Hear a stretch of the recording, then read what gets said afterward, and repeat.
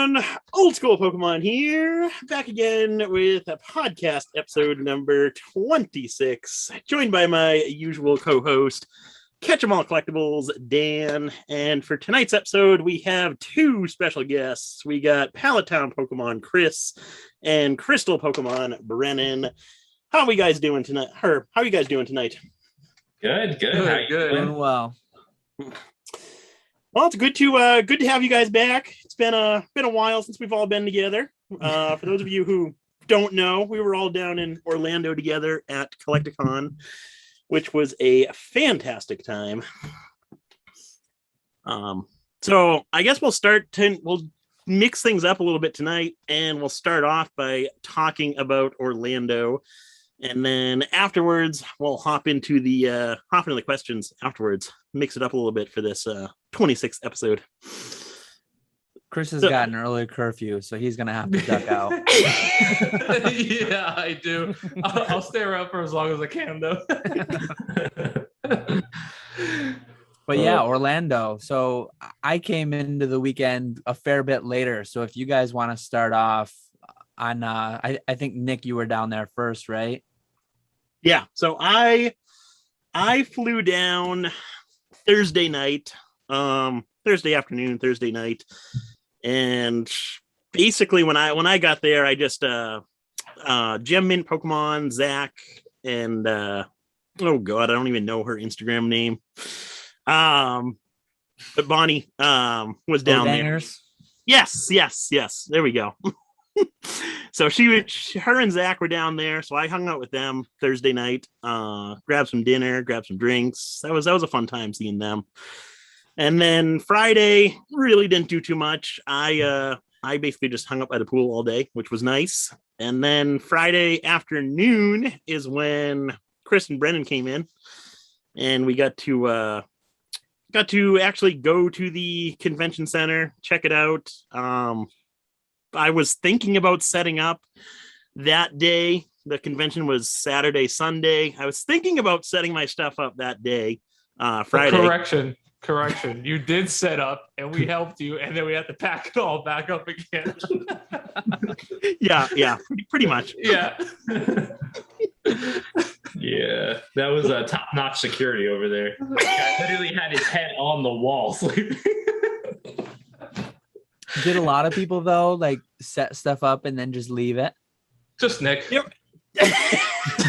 No, there were a decent amount of people who had stuff that either they were setting up or they had set up beforehand. A lot of like the Funko Pop sellers had all their stuff set up. Mm-hmm.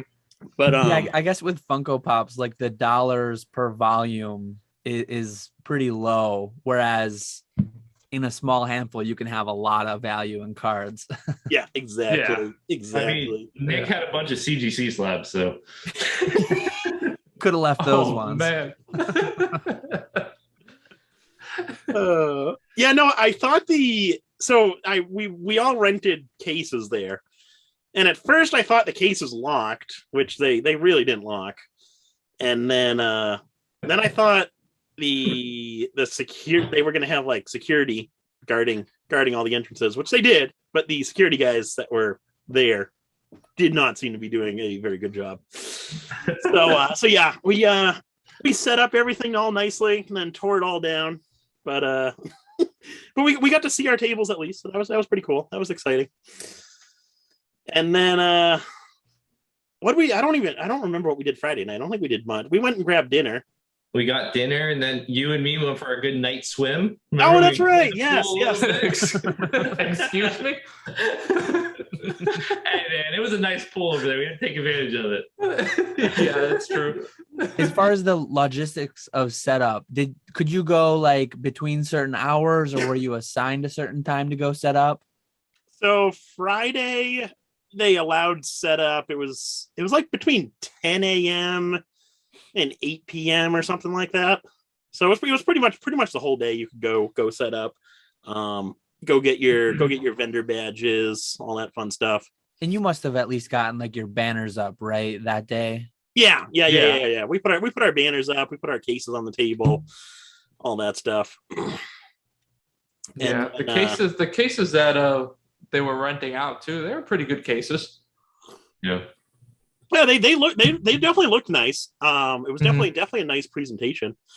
And the fact that they even offered the rental cases was so nice. That was a huge thing that CollectCon did, and this was the first time that they actually offered the rental cases, which was really nice. That was good value too. $40, 20 for the weekend, $20 a day. It's yeah, exactly. For cases, very good. One thing I told myself I wanted to do this after the Collectors Con in Tampa. But one thing I want to bring in the future is Windex, because those cases get absolutely filthy after a day of everyone poking around and looking. Oh, I know. Yeah. They're just like, can I see this card right here? And it's just a fingerprint all the way down through the case. It's all these spit marks on the cases too. Oh man. Yeah, that's actually a really good idea to bring some Windex. That would definitely help your sales. I think so. Presentation is everything. I did wipe down our cases on day 2. I didn't have Windex though. I just had a paper down. But yeah, they were pretty bad. You wiped your 2 down, but you didn't wipe my cases. You got a whole row. I'm not going to go over there. Plus, you always had people there all the time. Oh, this guy didn't stop selling. He was. Well, we haven't gotten there yet. Oh, I'm sorry. Don't jump the gun. No, you're good. I'm sorry. Well, after your late night romantic swim, then you closed in for the night, right? And we're ready for. I think Friday night was a pretty early night for us. We went for a romantic swim. Hotel had a really nice pool, which was awesome. Yeah. We opened some celebrations that night. Oh yeah, that's true. We hung out with what's his name? Southern Florida Pokemon. Oh, with Donnie? Yeah. Oh, South Florida Pokemon. Yeah. We hung out with Donnie that night too, back at around the bar. So that was fun. Yeah, but aside from that, it was a calm night. You didn't miss too much, Dan. And then Saturday morning, they opened the venue up at 8 a.m. for the vendors to set up and everything. And then 9 a.m. was the opening for the VIPs. They did 9 to 10 for the VIPs, and then general admission was 10 to the show ended at 6. So I got there bright and early at 8 a.m., sat around, set up all my cases, waited for Brennan and Chris to show up. They finally came strolling in around 8:45 or so. We got you lunch. That is true. You did give me a really good sub. Were there many vendors like bouncing around that first hour trying to buy from like other vendors? Not the first day. Saturday, everyone was kind of setting up at their own tables. Sunday morning, though, there was actually a decent bit of vendors walking around looking to buy stuff. I actually did about, it was like $600 in sales between 8 and 9 on Sunday, just to the different vendors. Mm-hmm.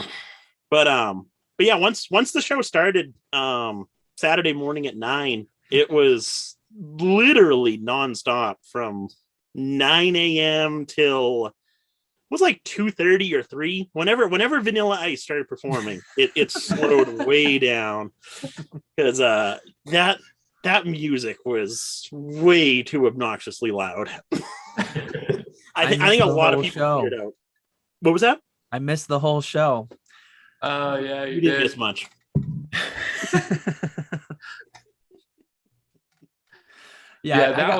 I think I got down there around 3 is when I landed, 2 or 3, and then I got over to the show maybe around 4. So I was only there for the last couple hours Saturday. Yeah, no, it definitely calmed down on the afternoon of Saturday. But yeah, the morning was nonstop. I started my morning off it was like 9:10. I sold, it was like $1,200 to Cloud TCG on Whatnot. He bought a whole bunch of my CDC Japanese WotC hollows from me.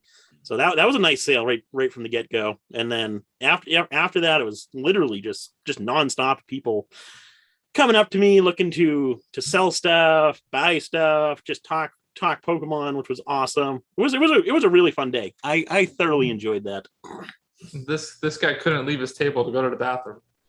He'd have a line when he got back. Yeah, when he did, I literally would just hand him cash multiple times. Like, yeah, I just sold this for you. And he's like, oh, sweet.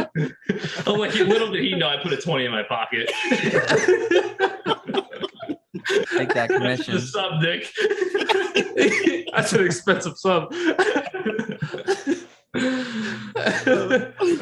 You were popping though all the time. I remember when Cloud TCG came out, he's like, "Yeah, I'll take the whole case," and you're like, "I was like, damn, that's a lot of work over there, Nick." But yeah, you constantly had people coming up, and it was crazy. I remember that when you went to the bathroom one of the times, there was an older guy that came in, and he was looking at your, I think it was a CGC 8 base set Charizard, and then you had a PSA 8 one, and like I think the CGC 8 one was priced like $150 less than the PSA 8 one, and he was like 50 years old, and he was talking about it. He's just like, yeah, I remember this from my childhood.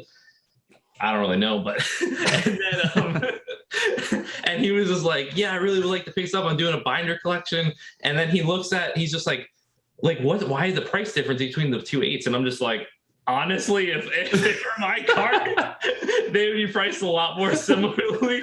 But this is my friend's card. Like, if you're asking me, there's a lot better value in the CGC 8. So he's just like, yeah. He bought it right on the spot. I was like, yeah, that's a much better deal.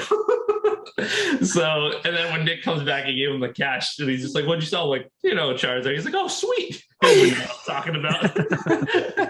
But yeah, you had a price like it was like $150 difference. I think I remember that. Yeah, it was $450 for the CGC 8 and then $600 for the PSA 8. Yeah, I was like, what the heck? That's so much better value. CGC was probably the cleaner card too. Probably. Well, I had that CGC 8 listed on eBay for $499.99 for like 6 months. Yeah. And literally the booth right next to us was CGC. And they were probably wondering, why is our card priced so much less? Yeah. Did you guys have any notable sales on Saturday? Yeah. I sold a couple cards. My stuff was more, less volume and kind of like the higher valued stuff. I don't remember if it was Saturday or Sunday I sold these cards, but I had sold 2 PSA 9 base set unlimited Charizards. They both went for $1,300. I sold an 8 Lugia Aquapolis for $1,600. A 8 first edition Shining Gyarados for $1,000. A Dark Magician Girl Yu-Gi-Oh! First edition. That was for $3,800, and that one Dan actually helped me with because it was crypto. Yeah, and that was Sunday. I'm too much of a noob for that. So you're a pro now. I am. Thank you to you and all the hours I spent talking to you about this.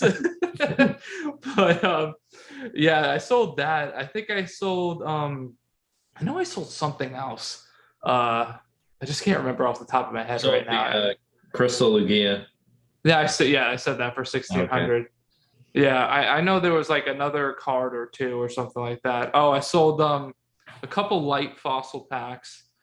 I sold 4 heavy fossil first edition packs. 2 were to Nick, which the video is on my Instagram for anyone that wants to see. That was on Saturday night at the bar. Yeah, that was Saturday night. No, don't tell him what he pulled. Don't tell him what he pulled. We'll get to it. I'm sure. No, they can see the video on my Instagram. I'm trying to get those views, man. He was opening packs under the influence. Let's just say that. Yeah. Wasn't his first time doing that. I recall some previous Collecticon videos with alcohol in the background and with a drink in one hand, sponsored by Bud Light. Other. Yeah. These are the type of expenses that he leaves off of his previous videos for his business expenses.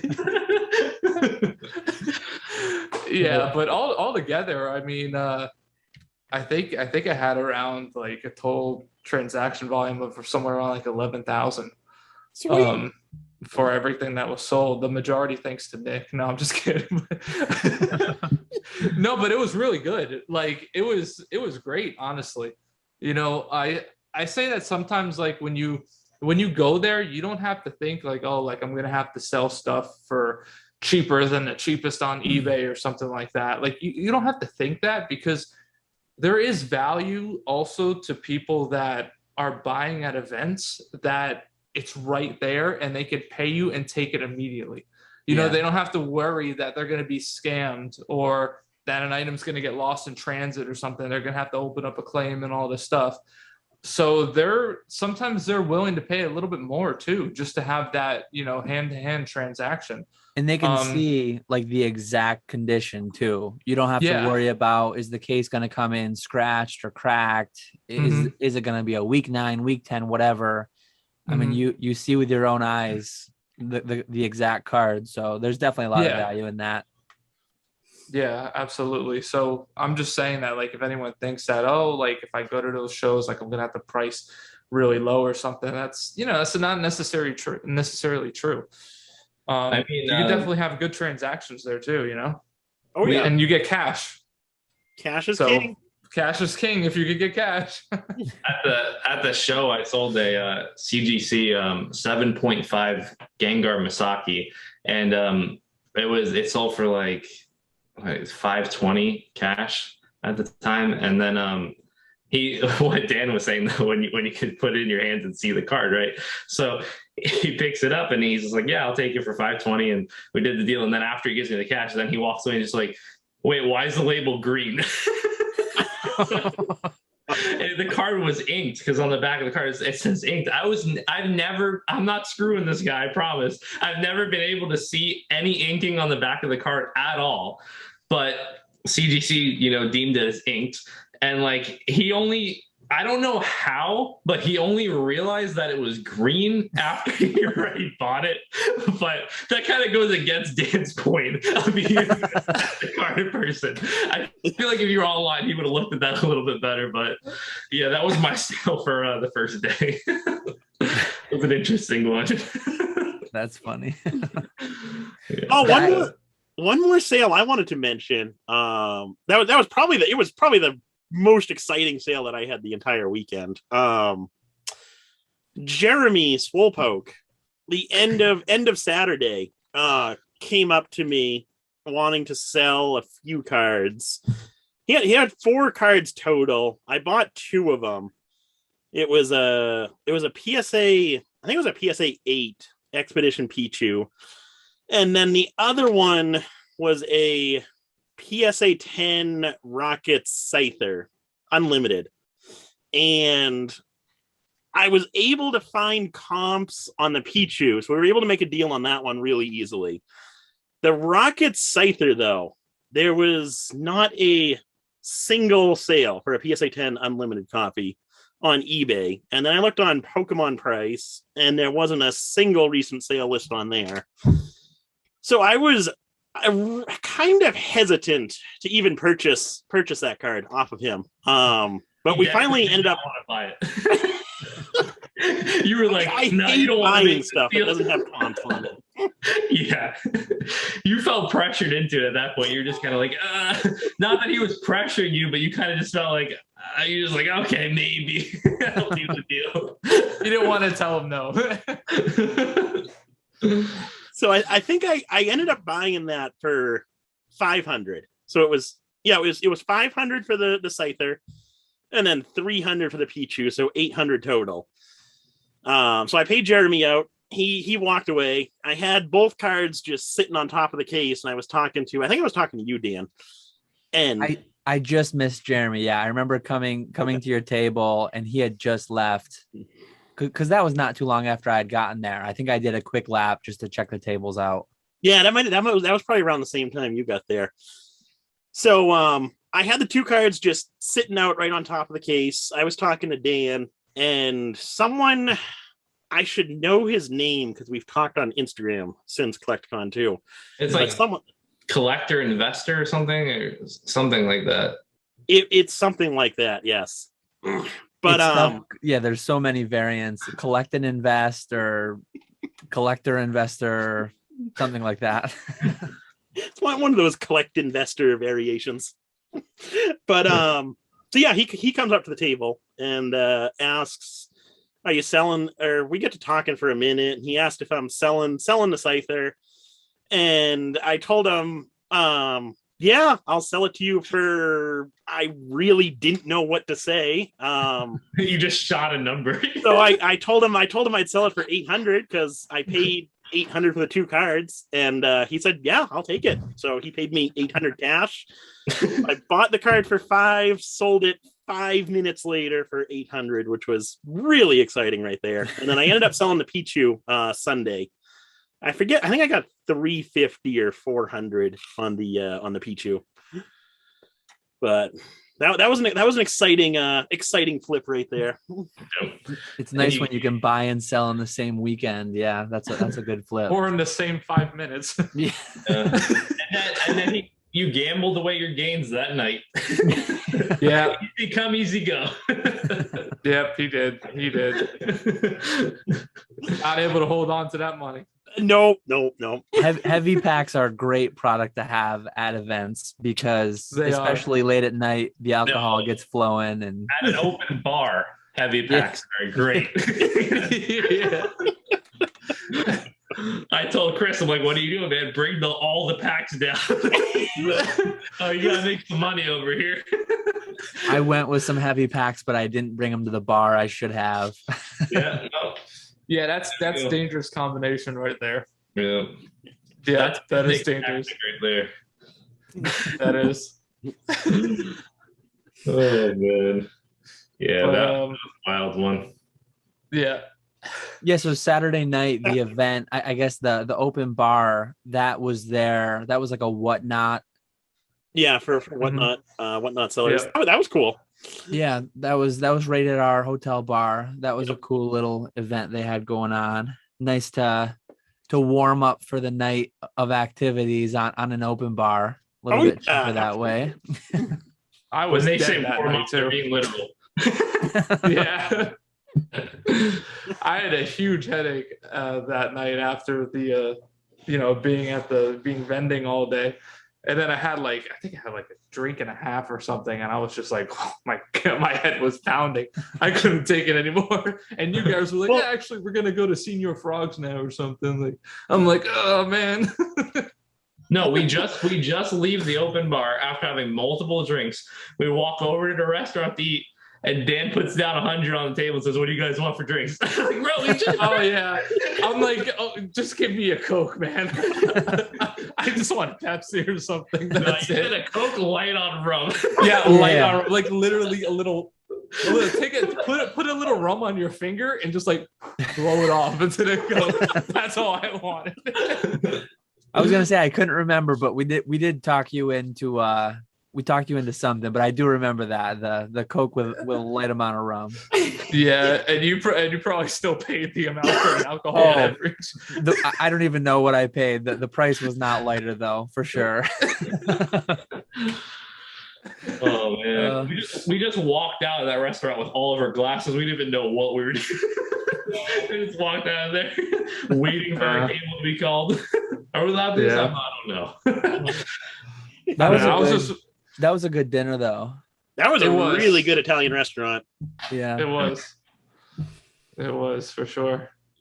Yeah, that waitress was crazy. She was nice though, but very involved in our meals. She was funny. What else happened that night? I think you guys turned in for the night after that, right?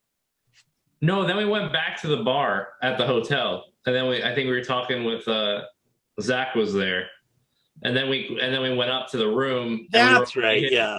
Right. That is right. Yeah, we opened some packs in our room. I can't remember. Did I take those cards home or did I leave them there? I think we left a ton of cards in the hotel room. I think Zach pulled like a Glaceon EX from Hidden Fates. There was a couple decent pulls there. Yeah. Nick was passing packs around. I opened one of the baby shinies. I don't remember. I opened Charmander. I got the shiny Charmander. Baby I got shiny that from Charmander. Did That's you actually remember to bring it home with you? I did. I have it here. Yeah. Yeah. Nice. I got all my cards too, but I didn't get anything great. I don't know anything about Modern. I pulled a Charizard. I'm like, oh, Charizard. And everyone's like, oh, that sucks. I'm like, okay. How does the Charizard suck? I don't know, man. Doing a whole Leon Hart reaction to pulling a Charizard, and then they tell you it sucks. Yeah, that's like $4. I don't even think it was $4. I think you're pushing it right there. Probably. I mean, PSA 10 $4 maybe. Yeah. Yeah. Yeah, and then Sunday was good too. Sunday was, I think, the day that Nick had his little hustler at his table, right? Yeah, Sunday afternoon. I forgot about that kid, but I'm glad you brought him up because that was like Sunday was a fun day, but that kid was like one of the highlights for sure. He was hilarious. Yeah. Like that kid's going to be a force to be reckoned with when he's a little older, and he's going to be like in our positions. Like he probably already is. Like, I don't even know. He probably has like one of the top Instagram and eBay sales pages. Who even knows? Like, he might. Yes. So Nick, talk people through like that. Like, what did he first come to your table with, and then what did he end the day with? So it was like Sunday afternoon. It was shortly before the show ended. I want to say it's like 5 o'clock at this point, so it's almost the end of the day. And he comes to the table with 2 Mega Venusaur EXs, which are I priced him at was it like $15 for the 2 of them, and I think I gave him 1 Hidden Fates pack for the 2 of those. And so that's what he started with. He started with those 2, which had a value of about $15. I gave him a Hidden Fates pack for those 2, and then he went from our table to someone else's table.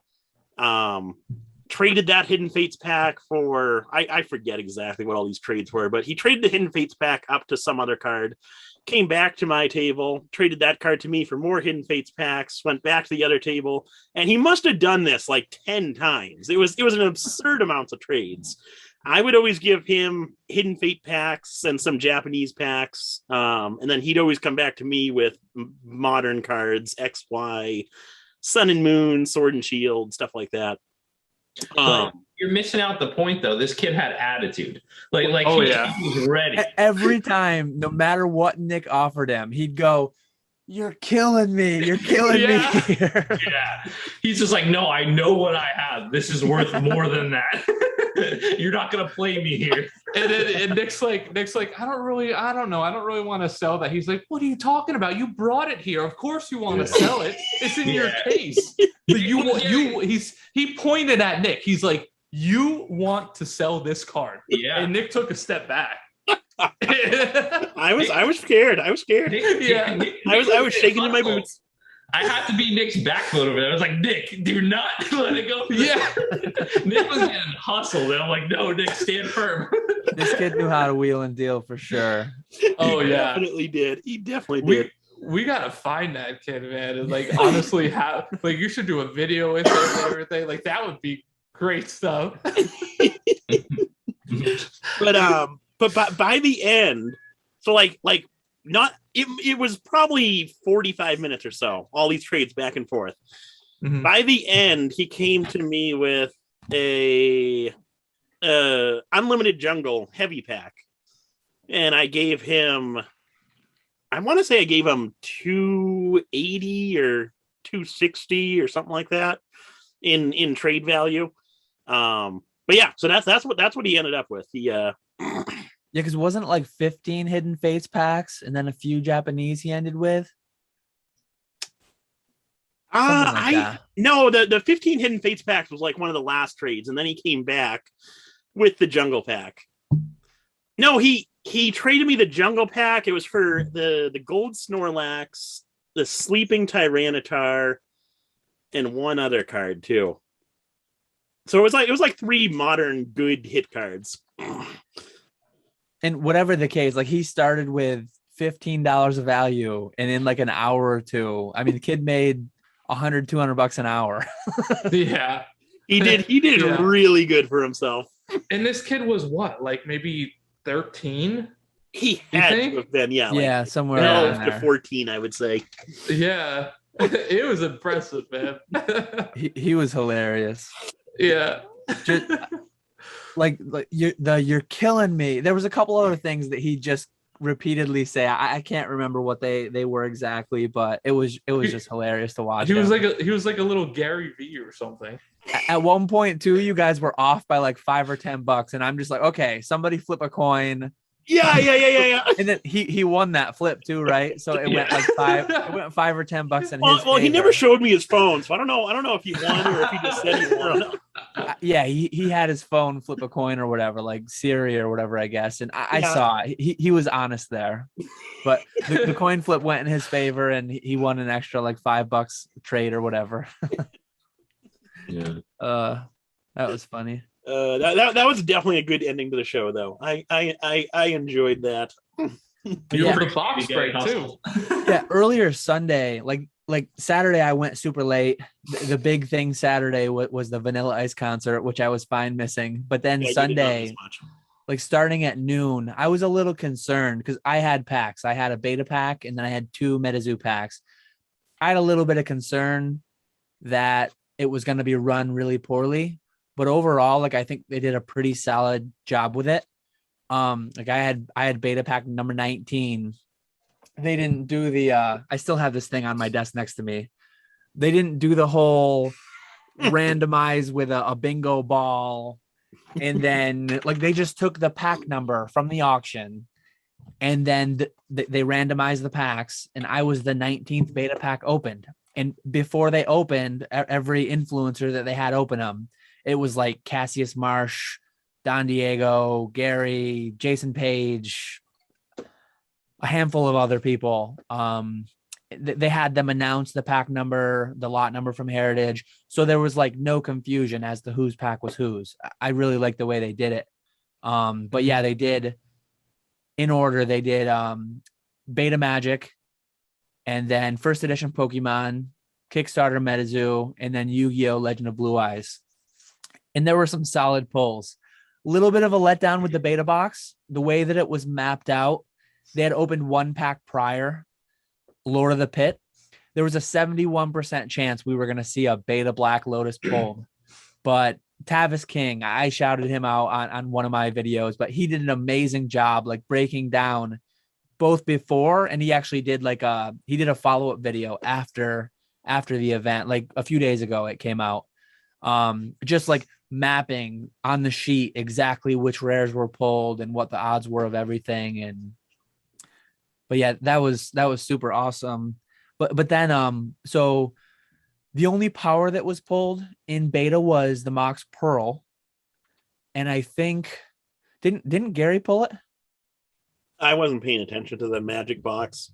I don't remember. Yeah, I'm not sure. I think it might have been Gary, but anyways, like this is more of a Pokemon podcast. So the base set first edition, Gary pulled absolute fire. Like I think he opened 3 packs, and it was the Charizard, Venusaur, which is his favorite, and then was it a Zapdos? Yeah. Yep. Yeah. So he went 3 for 3 with hollows, just absolutely crazy pulls. I heard the Charizard was like super clean, so it'll be interesting to see if a 10 gets added to the pop. I talked to the guy that got the Charizard at the event. He said there was like a little white nick on it. So he's thinking it's a 9, but you know, who knows? We'll see. So that was really cool though, to see that box being opened up right there with such good pulls. You know, Gary pulling the Venusaur and the Charizard.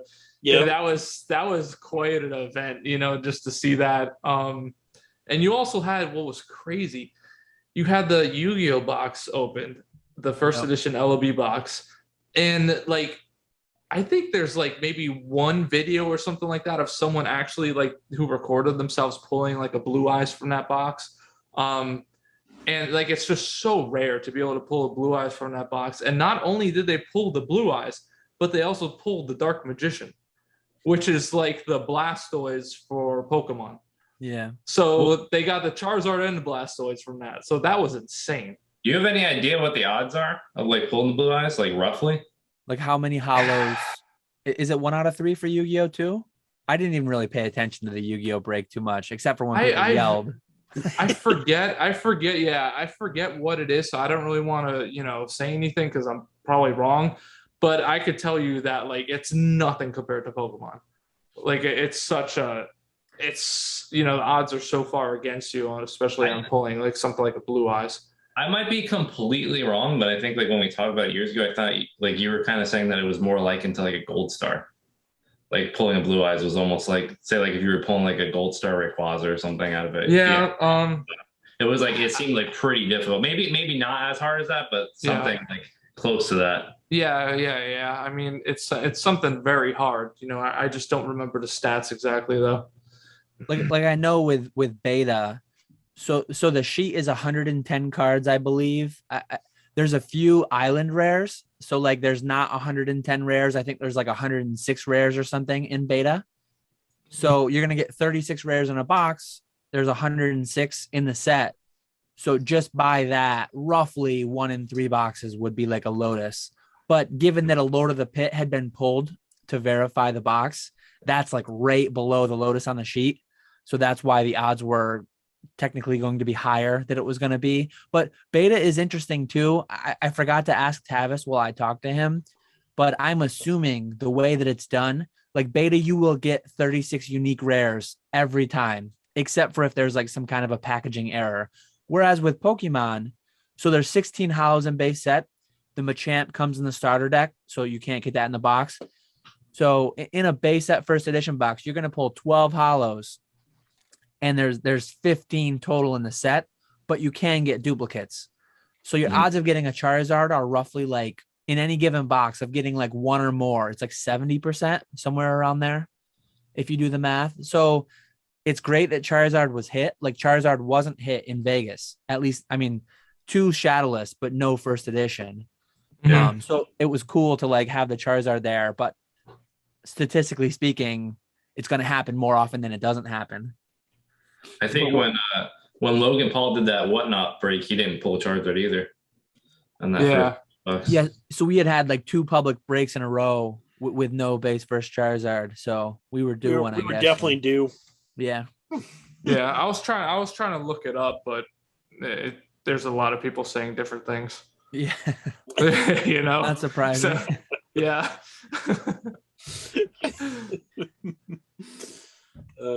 But yeah, overall Sunday was I thought Sunday could go either way.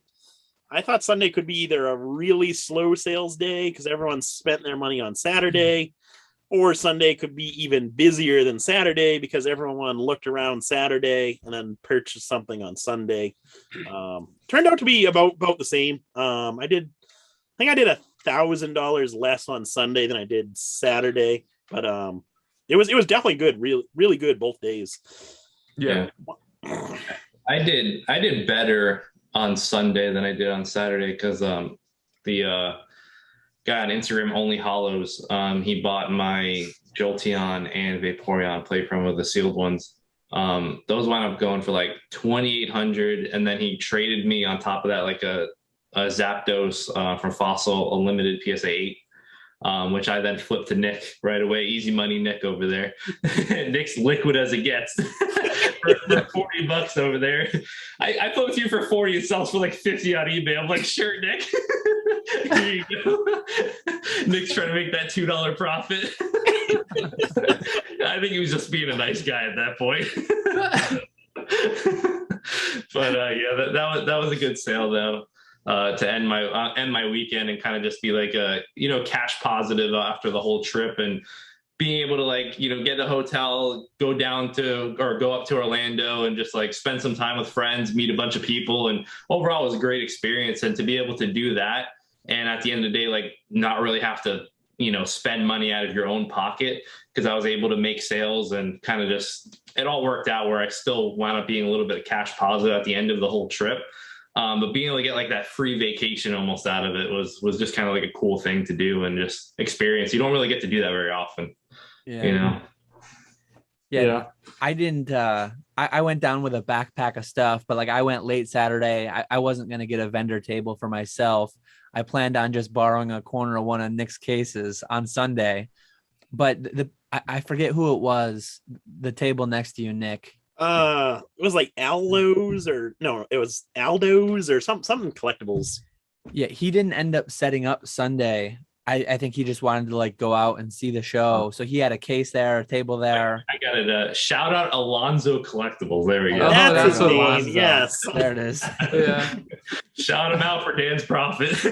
So appreciate that. Yeah, there was an empty table, empty case. I threw my backpack's worth of stuff in there. I had a few sales. I did pretty well. I had a few heavy packs. I sold shout out to Ray from the Pokenomics Patreon.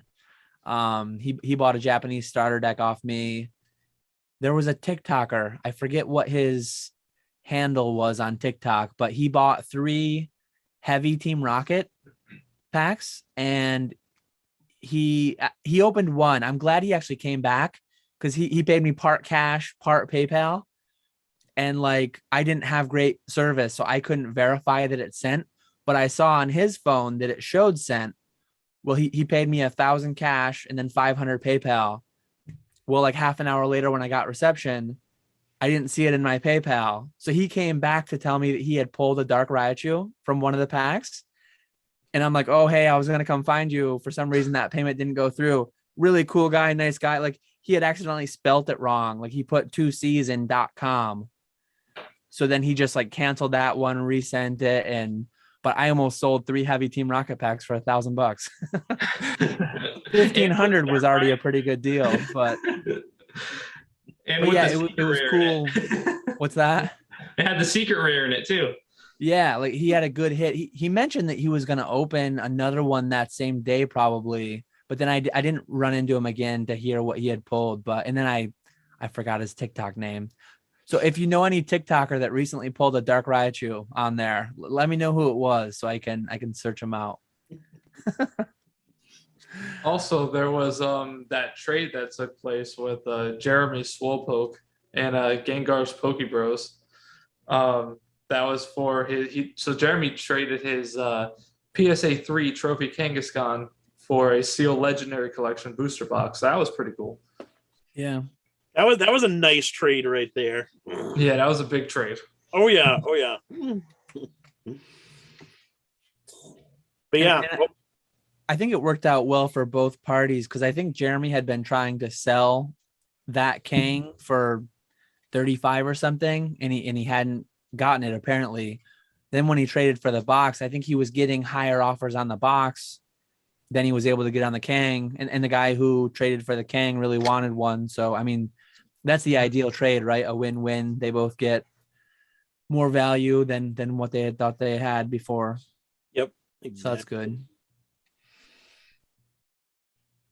But yeah, no. Overall, Saturday and Sunday were both really fun at the conventions. I can't believe you guys didn't buy any packs. I bought 2. No. Yeah. In the big break though, in the heritage break. Oh yeah. I surprised myself probably because I spent $7,000 in the heritage breaks, but I had a few heavy packs that didn't sell. So my Rocket sold. I had a base one that sold. But I had 2 like base set 4th print heavy packs. I thought once the alcohol got flowing, I thought I was going to end up getting into my own supply, but I had them locked away in that little room vault. So I didn't get to them, thankfully. So I might open one soon coming up on YouTube. I'm coming up on 1 year soon on YouTube. Ooh, wow. I still got to open my my jungle pack that I got from that kid. He probably scammed you. He's probably like, yeah. He's going to get a non-hollow Wigglytuff. Yeah. You're going to open it, just going to say chump inside. Oh, God. That sounds about right. And also, for anyone who hasn't noticed yet, I do got a shout out. I met my boy Ernesto from you guys have probably seen him around all over YouTube, different comment sections, but he's in our Patreon too at Pokenomics. I had to confiscate this shirt from him because he was wearing a bootleg Pokenomics shirt that he had made. So no, he was wearing one Sunday or Saturday, one of the days. But Saturday, then he gave me this one Sunday before he left. So really cool. I guess that's one thing we haven't talked like directly about. I think we have a question in the later half of this, but like great part of the event is like seeing I met Chris and Brendan for the first time, seeing Nick again, but like all the new people you meet. That's one of the great parts about the hobby is like just sharing the experiences with other people, like meeting the other people who have the same passions and joy for the hobby. So oh yeah, definitely. No, that's one of my favorite parts about going down to the conventions is just meeting different people and hanging out and having a good time. That's what makes it, really worthwhile, to be honest. I mean, you could sell your items from anywhere. You could sell your items from home online and still make good money, but when you get to go and meet everyone in person and really put a face to the the Instagram handle or YouTube handle, it changes everything. You just develop those friendships over time and everything. And it's definitely an experience that if anyone watching has not, had the pleasure of doing, like do it as soon as you can. It's something you won't regret. Yep. Yeah, absolutely. Yeah, the conventions, I touched on this in my video. The conventions, it's nice for the sales, but it's definitely not the sole reason to go. I talked about this in my last video, how sales have been slow since I got back, and that is still a thing for me. I think I've done like $75 in sales today on eBay, so I am still like far in the red from going to Collect-A-Con.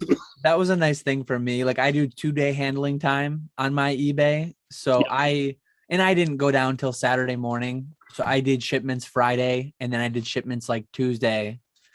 I was able to just leave everything up. I made sales while I was there. I remember walking to dinner or walking back and, I sold $100 unlimited Charmander. I sold this, I sold that. And I specifically remember that one because I'm like, okay, unlimited Charmander just sold. I'm going to buy the first round of drinks with that. Yeah, that's when you slap that 100 on the table.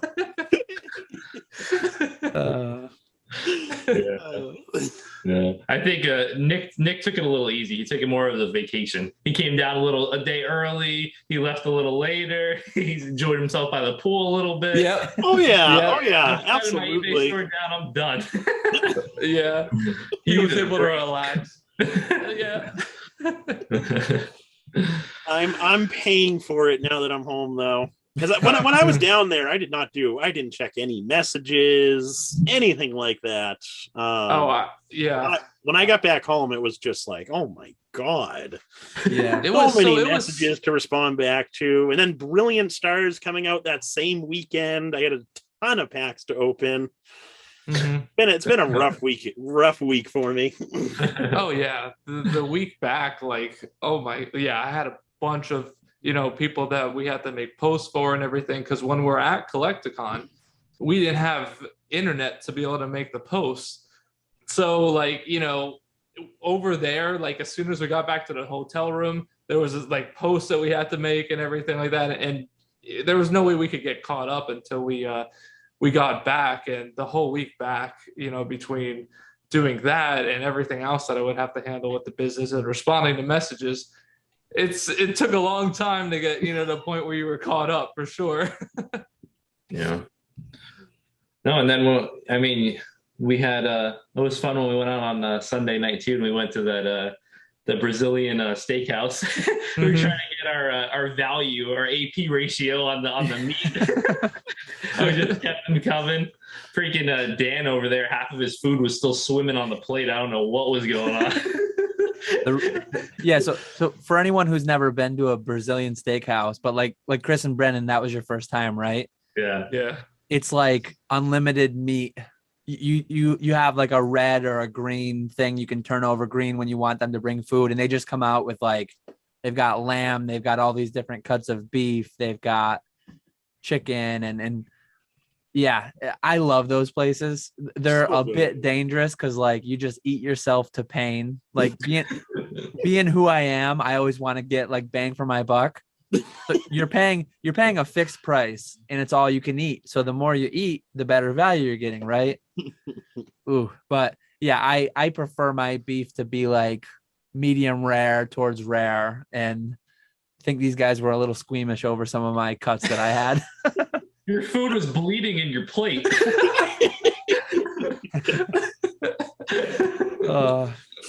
That was a good dinner though. That was really good.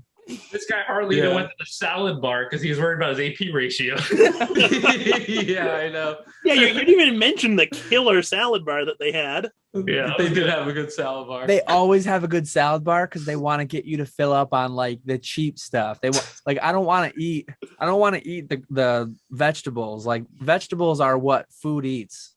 Like I want to eat the stuff that eats vegetables. Yeah. Yeah, I thought we were gonna do a little bit better though. I thought we were gonna handle it a little better. Like I don't know, man. I just wasn't in for it. And we had a 3-hour Your drive home. 5 subs for lunch earlier that day. Probably. I know. I kept having the subs, and then like we had a 3-hour drive. I'm like, this is dangerous. I stopped by the restroom on the way out, and the toilet seat's like blown over on the side of the wall. I'm like, okay, people are definitely trying to get their value out of this place. I don't know what was going on, but that was a crazy night. Oh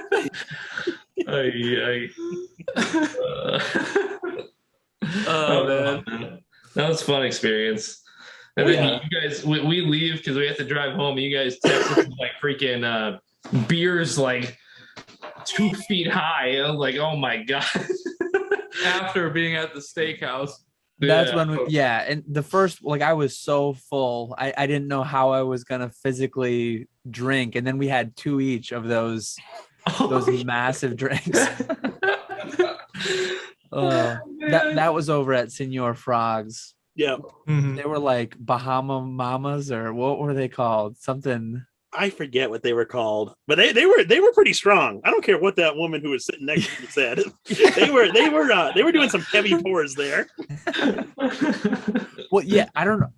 I usually do beers, but I had a mixed drink there because all that I had a beer with dinner, and then all that like salty. I needed something sweet to like curb that dinner. But they took like 4 bottles of liquor and just inverted them. Like it was like a bell bottom and then a long stem and then a bell at the top, the drink. The 4 liquor bottles, like obviously tons of ice, but the liquor alone, it made it to like the top bell. And then they did like a splash of pineapple juice, a splash of whatever juices were in it. It was crazy. Oh my god. Good AP ratio. But it was buy one, get one free, so we had to get 2 each. Oh god. Not to mention that was the 16th drink of the night. At least. And then he gave us a shot too, like frog legs he called. Oh yeah, yep. Which that was pretty good. That was good, yeah. And then Nick and I ended up staying up. When the hell did we go? Like I had to get up to go to the airport at 8, I think. I had a 2.5 hour nap maybe, because we went to like some lobby over in the hotel, and there was a lot of people hanging out. That's right. On our way back from Senor Frog's, we hit up a Walgreens. I grabbed a 12-pack of Yingling, and Nick grabbed Bud Light or something. Yeah. And then we just went and hung out. We hung out with Hitmontan and Beehives and Claire's Lair. And I forget his name on Instagram. I know his Beans Instagram account. I just thought about that. Beans and I Slabs. forgot about that. I owe him. I thought about that earlier today because I'm thinking about making chili soon. I gotta send him a picture for Beans and Slabs. Beans and Slabs. That was it. Yes. He's literally got an Instagram that's just called Beans and Slabs, and like he has some good cards. He has some really good cards that he has. I don't know, like inside joke between somebody, But somehow this meme was born of like sending pictures of Pokemon card slabs next to beans. And many, many beers in, it was probably a lot more funny than it sounds now. But I got to send a picture to be featured on that for sure, because he was funny. Oh, man. What was his name? I forget his Instagram name, but I think it had Florida in it, didn't it? No. No? I couldn't even tell you. Too many drinks that night.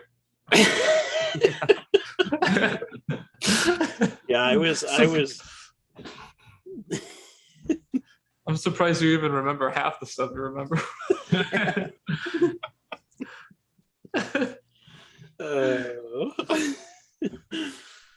But no, it was an absolute blast. That was a fun trip for sure. Monday, waking up Monday to go home was not so fun. Yeah, I can imagine.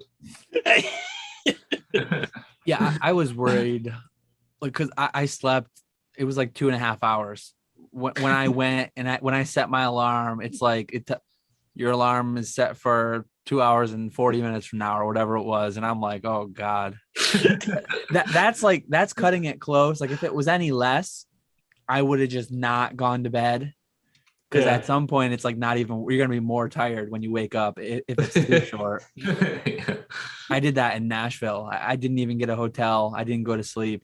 I just pulled an all-nighter and flew back. I can't do that. It was dangerous, but I did that in DC. Me and Zach went out to the casino. Why didn't you go with us? I forget why you didn't go with us. You guys took off for the casino at like 4 a.m. or something, I think. Yeah, it was. But we went to the casino and then hung out that day, and then I actually drove home from DC back home that night, and that ride home was brutal. I think I had to fly out. It was the last day, right? I think I just had to fly out the next day, and I didn't really wanna do an all-nighter that night. Oh boy. Good times though. Good times in Orlando. Oh yeah, absolutely. Yeah. No, that was a lot of fun for sure. And now we get to look forward to Charlotte, and then you, Dan, definitely convinced me to go to Denver too. Yeah, there's a good crew going. There's a good crew going to Denver, I think. So Denver, you said, is in October? Yeah, October 15th and 16th. Yeah, that sounds right. Okay. Yeah, I'll see about, trying to go to something like that, because as long as you guys are going, it'll be a ton of fun too. So yeah, it was a good time. I'm trying to think if there was any other big notable things. I'm sure there's things we forgot to bring up because it was a good time, but you'd probably save a decent bit of money, like if we got like an Airbnb rather than like hotel rooms and stuff like that at that point. I think some people did that. I talked to so many people, I can't even remember. Like we hung out, the four of us, a lot of the time, but there's still a lot of other times where I just like took off from the table and bumped into all these different people. Some people I knew from Instagram, some people I just met for the first time, whatever. And I definitely remember there was definitely some Airbnbs that people had. That would be, it was super nice though, being right across from the convention. Yeah. Oh yeah. Nice. The Airbnb, it would be more like it would still be a lot of fun. It would be better value, I guess, but you'd lose a little bit of like the just being so close to the core group of people. Yeah, I think so too. Because all we had to do was just walk directly from the hotel straight to the convention center. And that was a big plus, when you're over there vending. Yeah. Yeah, especially with the vending, because having to wake up even earlier and drive there would have been. And then you would have to pay for parking too. If you were going to go ahead and drive a car and then park there as well. So, or you got to get an Uber too, and then bring all your stuff with you, and like, yeah. That's a big pain too. Yeah. Yeah. Yeah, and I'd mentioned, I think before, like I'm not sure if I'd want to vend anything, but I almost like the tables are pretty reasonable. I might just get a table for the next one and do more like what Chris and Brennan did. Like I could go down with a backpack worth of stuff and you can fill out a single case with 40 slabs ish, right? Somewhere in there. No, I think it was 60 something. 60. Yeah, a little over 60 per case we were getting. And that's like I thought I had a PSA box near me, but those hold like 20, right? I mean, you could easily fit 100 PSA slabs in like a backpack. Oh, easily, yeah. Like I got the super like saver tickets for my flight. I couldn't even bring a carry-on, or I couldn't bring a carry-on, like a full size. I had a backpack. I had everything packed into a backpack. A carry-on would have been like $50 extra, so I just had a personal item. But yeah, Orlando was nice because it was like I live in the woods. I fly out of Syracuse. It was a direct flight, and I think both Charlotte and Denver are too. Nice. They're having the collecticons like at hubs, which is nice, like big hub cities with big airports. So that's good. That's cool. I think for the next one, I definitely want to do a whole half section, and then like if you or Chris or Brennan want to get a table, just so that way we don't have like one random table of a random person right next to us. That was they were super nice guys, but that was kind of a pain. If I had to go over to that last case there in the corner, I'd always have to ask them to move. And hopefully Alonzo's not watching. sorry, Alonzo. Thanks again for letting me use the table Sunday. Apparently Nick wanted to beat you up. Yeah, I'm almost definitely down for like getting a table for Charlotte, because it's nice too. Like when you've got half a section and you know everyone, you can step away. Yeah. Like I had stuff in the case quite a bit. I mean, value wise, a decent amount, and I was comfortable stepping away because Nick was. I mean, these guys were there looking after it when I went over to the thing to watch my beta pack be opened. Nick wasn't watching anything. Let's be real here. The cases are nice though too, because like some people just had their slabs set out on the table. I don't know how people do that. It's scarier because like somebody could just easily palm and scoop a slab. But with the cases, like even though they don't really lock, even though they're kind of like no one's gonna pick up a whole case and walk away with it, and nobody's gonna open that massive hinged lid without you noticing. So like, of course, the cases are a good bit of security as far as like making it so no one can quickly and easily walk off with a slab. Yep, exactly. It's a must. You need a case there. For your own peace of mind too. Yeah. Yep.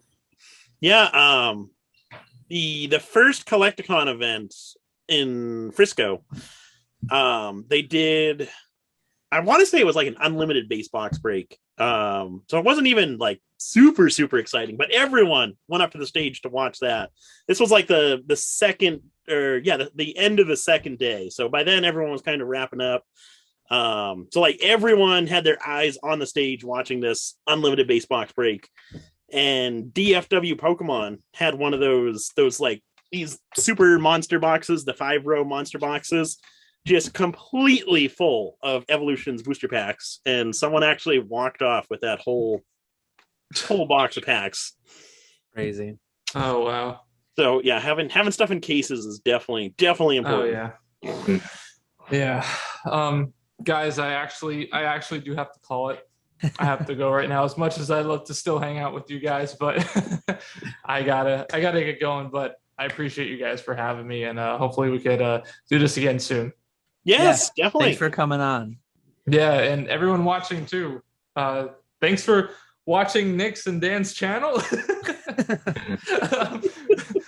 Be sure to check out PalletTown Pokemon. We'll have links below in our descriptions to his Instagram and YouTube and all that. All right. All right, everybody. Take care. Have a good night.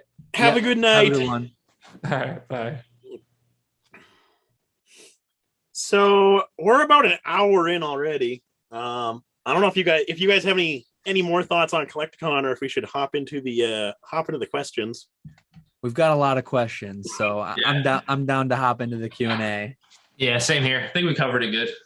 I think we covered pretty much everything. Don't let us keep you if you've got to go. No, I'm good. But yeah, you're welcome to stay the whole time. It's probably going to be a bit though. We'll see. Yeah. I'll let you know if I need to bail out sometime, but I'm good right now. Okay.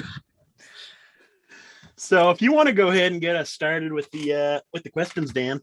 Yeah, we'll hop right in. So my first question comes from Pokemartin. What is your guys' take on high-profile Poketubers never really talking about market conditions, financial aspects of Pokemon, or what their current plans are? It's cool and all to open really vintage packs and having positive vibes, but it would be nice for them to actually acknowledge what they're buying, selling, or other news in the hobby. So my take on this is I make the content that I enjoy making, and my ceiling for the content that I make and the way that I make it is very, very low. Some people might enjoy making entertainment type content only. And clearly the market definitely there's a higher ceiling for that kind of content. So if someone wants to only make that kind of content, and it's not for me, like I don't really watch much of that content, but it's fair play in my eyes. Like I don't think I mean, I don't really want to call out anyone by name, but I guess I will. Like a Leonhardt. What does he have? 1 million subscribers, right? Or somewhere around there. I think he does a little bit of content where he talks some numbers and this and that, but whether he enjoys making that content more, or whether he's doing it to grow as much as possible, whatever the reason, I mean, he makes what he makes, and I watch some of it, but not very much at all, because it's just not for me. So if you want that kind of content, it's there and it's popular and it's big. And if you want this kind of content, we're here for you. So I think it's perfectly fine. Yeah, I mean, I agree on your point completely. I mean, I think that it's just different ways in the hobby. You know, like when you watch a movie, like they have comedy movies, action movies, you know, completely different romantic movies, or any way you want to spin it. Like there's so many different movies, horror movies, and back and forth. Like it's just a different flavor of the hobby, you know. And I don't think that, like, you know, if Leonhardt's pulling a first edition Charizard, like I don't think that like he really has to talk about like, okay, I paid, you know, $10,000 for this pack and this grade's a 9 and I walked away with this much positive. Like that's a completely different audience that appeals to that kind of information than what he's going for. You know, they might want to watch like, you know, Dan's channel or Jake's channel if they're interested in something like that, where some people just want to like sit back and just, you know, watch cool things be open and not really. It's kind of like you get back into like that mind of being a kid again, and you're just like watching something being open. Like, you know that it's expensive, but you're not thinking about it. Like you're just thinking about like the memories, where like bringing it back over to like, you know, Jake or Dan, where like it would kind of be like, here are the logistics of it, and this is like the AP ratio, like we were talking before, of like opening this pack and everything like that. But it goes into a different aspect like that. But I think it's good to have variety. Mm-hmm. Yeah, I was basically going to say what Brendan just said. It's nice having those YouTube channels that don't focus on like the monetary aspects, and it's just more so about the enjoyment of opening those packs or watching those packs be opened versus the monetary aspect of that stuff. And yeah, I think there's definitely plenty of room for everyone. Obviously, those more like casual pack opening channels do a lot better on YouTube than any of the like the finance or business side YouTube channels. But I think that's mainly because there's more kids watching YouTube than there are adults, at least for like the Pokemon stuff. There's definitely more kids than adults watching that kind of stuff. Yeah. Yeah, so next question comes from Stuart. What do you guys think of WotC's decision to hand out hollows at a rate of 1 in 3 and modify set lists by adding non-hollow rares as opposed to Japan's guaranteed hollow rate? Both from a business perspective from them and the effect it had on the longevity of the game in the early 2000s and modern pop reports. Interesting question. So I guess just to refresh my memory, base Japanese was 50-50, right? Yeah. One in 2 packs had a hollow. And then Fossil through Neo was guaranteed hollow. Neo Genesis has rares. Okay. Did that have a guaranteed hollow with a second non-hollow rare, or that I don't know? I thought Neo Gen was I'm not positive, but in any case, honestly, I don't really know fully. Like, one thing I'm gonna say, the M word, MetaZoo. Like, I like that MetaZoo isn't weighable. I like that theoretically forever you will be able to buy like a Kickstarter pack and have your true 1 in 3 odds of getting a full hollow versus a reverse hollow. But then on the same token, like, in a way, it's cool that there's a bit of a chase in the hollows. So like, you can crack a box, and for someone who wants to collect the art only of like a sealed pack, they can get like the cheaper sealed light pack to just get the artwork. And then at like events, if you want to sell, if you want to create content on TikTok, whatever, and if you just want to get like the bangers, you can buy heavy packs and you can do that. So say 10 years from now, you're making content on Base Set Unlimited, Base Set First Edition. You can know that you're going to be opening hollow packs. If you want to do that with MetaZoo or whatever, 2/3 of the time you're going to be getting a reverse hollow. So I think there's pros and cons to both. Which one is like better? I don't really think I can say one or the other's better, because like, I just recently bought a Japanese Fossil box, 60 packs, all are going to be hollows. In a way, it almost like it's weird, because like, how many in English there's 15 hollows in that set. In Japanese, they just add the Mew, right? So it should just be 16, I think. So you're going to get like every hollow 3 or 4 times in that box. Maybe it's almost too easy. Like modern Pokemon, you got to open like 5,000 packs to get a complete set. Way insane. Early WotC, base Jungle Fossil, things like that, Rocket even, you can open 2 boxes and have almost everything. You'll have a couple spare hollows. You can trade for the ones you missed. But like, Japanese might be too easy with a hollow. So English is, I'm probably more in favor of the way English did it. But yeah, every side has its pros and cons. That's kind of like my stream of thoughts on the whole thing.